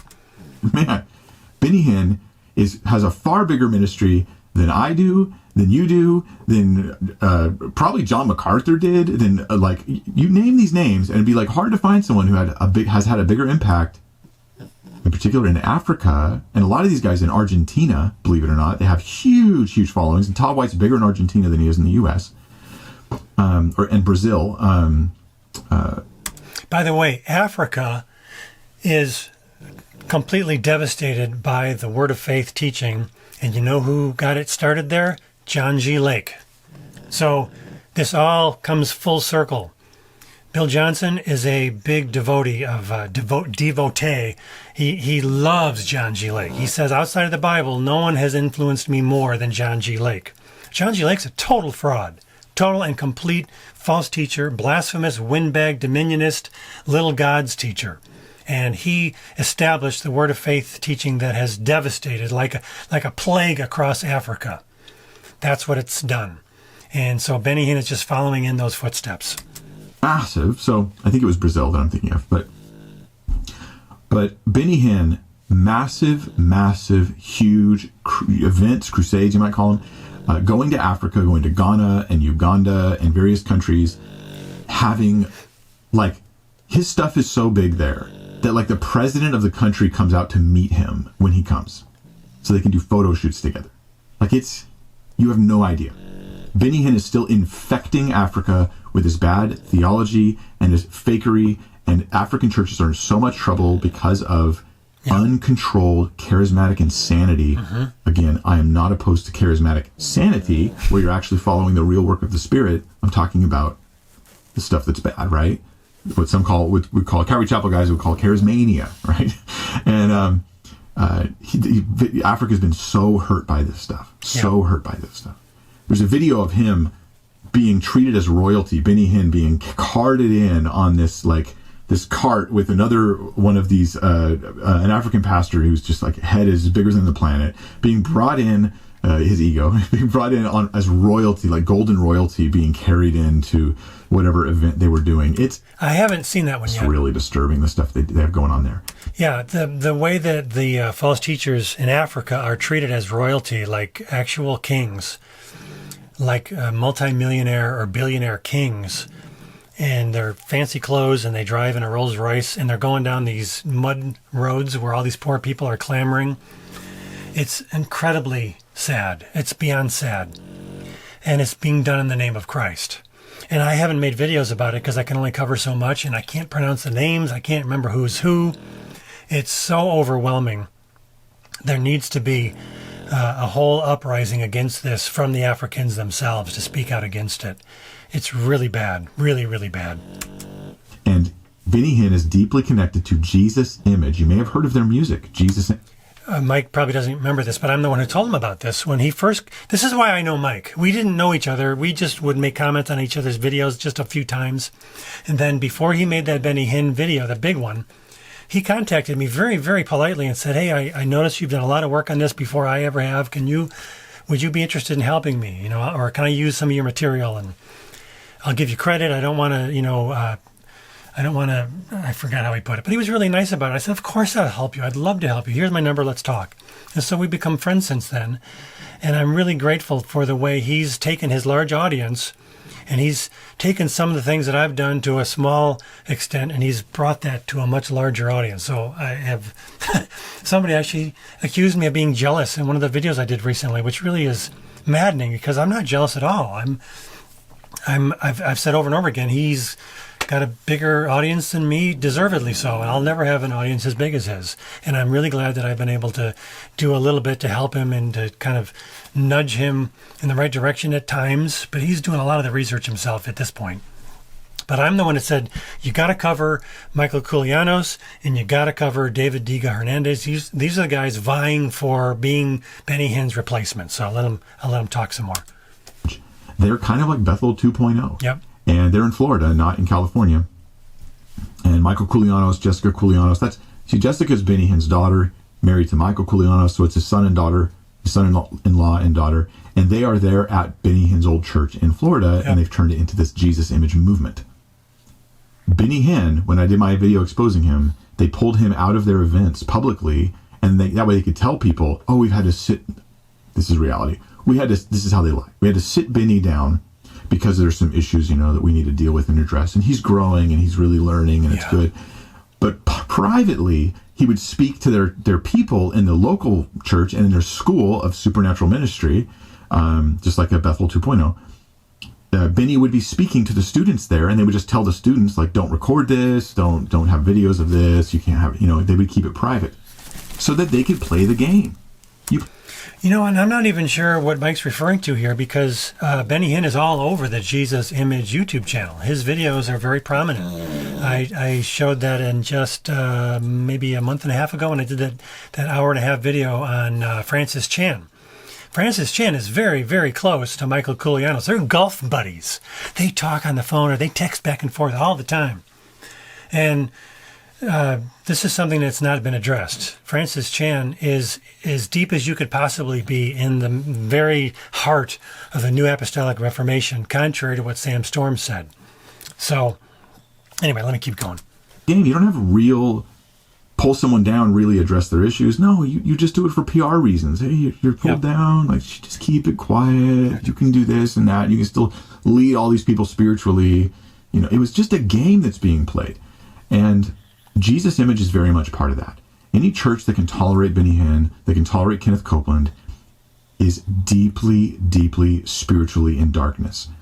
I know there's a lot of people at Jesus Image who love Jesus and who believe that everything you see on stage and all the stuff that you're experiencing is all sincere and of the Lord.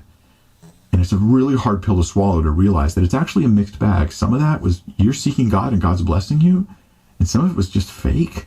It was just fake, and then you felt like you experienced something wonderful, but it was because it was being prompted by fakery. And the biggest part of the fakery is the same thing at Bethel, which is the music. They have an incredibly good worship team there. They have the most emotionally compelling music, I think, that exists, which is the cello. They have a cellist playing, and it's very good music. It's very emotionally manipulative music. The use of camera angles, all of that. Jesus Image is actually, I think, in some ways, probably better than Bethel at emotionally manipulating people. Certainly from the pulpit, they have a very strong direction towards getting you to feel really, really, really, really bad and needing them more and more. And there's a part of that that's true. There are times when we fall into some sin and we need to be made aware of that by hearing the law, but then we need to be freed from that by hearing the gospel. They don't have the gospel as much. What they really have is you feel bad, and so we're going to make you more controllable through guilt. And that's what I see happening at Jesus Image. The biggest problem I have with making videos about Jesus Image is that I continually get copyright strikes. They eventually are removed because they're false. And in the meantime, I waste a lot of time fighting these claims, and I don't get any money for making the videos. And it's not that I want to make money because I'm a money-grubbing whatever. I just don't get paid for my time in any other way. I don't have a bunch of money coming in from nowhere, so I need to make videos that I can monetize at this point. If I had more people donating, I could do what Mike is doing. I'm not saying that to be manipulative, because honestly, I don't really like getting donations. I'm really uncomfortable with it at this point. I'd actually rather get money from ad revenue, because then I don't feel like I'm taking money from people. That's something I'm struggling with, to be honest. I really, really appreciate that we have people donating money to us, and I always feel like every single month I barely do enough to warrant the donations that I get. Didn't mean to go on that tangent. But Michael Koulianos is a bad guy. He's really bad. The whole thing is corrupt to the core, and it is a cult in the same way that Bethel is a cult. It has a very strong Christian veneer. I think their Christian veneer is actually much better than the Bethel veneer. But it is a controlling, thought control organization nonetheless. Anyway, that's more on Jesus Image in the future. That's the update. That's all I wanted to mention. There might be other names I could talk about, but I've gone on for quite a while. Okay, so that's it. Thank you so much for watching this video. Thank you, Mike Winger, for doing all the work that you're doing. I hope that this video gave you some new things to think about. Not you, Mike. Well, although I hope that Mike watches it as well. But just you out there in the general public. I've made a lot of videos on a lot of these topics already, so check the playlist. And don't expect to get all the answers to all of your questions by typing comments into a YouTube video. I know a lot of people do that. And it's good to comment, I guess, but you need to really do your own research. You need to take responsibility for your own spiritual life. And I tried to make a channel and a website as well, the Messed Up Church website. I tried to do all of those things to give you the resources so that you can find answers for yourself. And right now, there's no excuse for you to not just type in your questions into just a basic Google search and see what pops up. And to say, does the Bible really teach blah, blah, blah, blah, blah, and then to see what pops up. Not because those are the end of all answers, but it'll lead you to a bunch of other websites and a lot of other resources. I want people to be seeking out information for themselves, looking at the Bible and comparing what answers you have to what the Bible actually says. And a lot of those biblical answers are already out there. Other people have already been doing what I'm doing, and others have already done. So I want to encourage you that it's not impossible to find biblical answers to your questions and to find a more biblical approach to your Christian faith. That's what this channel is all about, and I hope you found this video really helpful in that regard. Thanks so much. God bless. Talk to you again soon.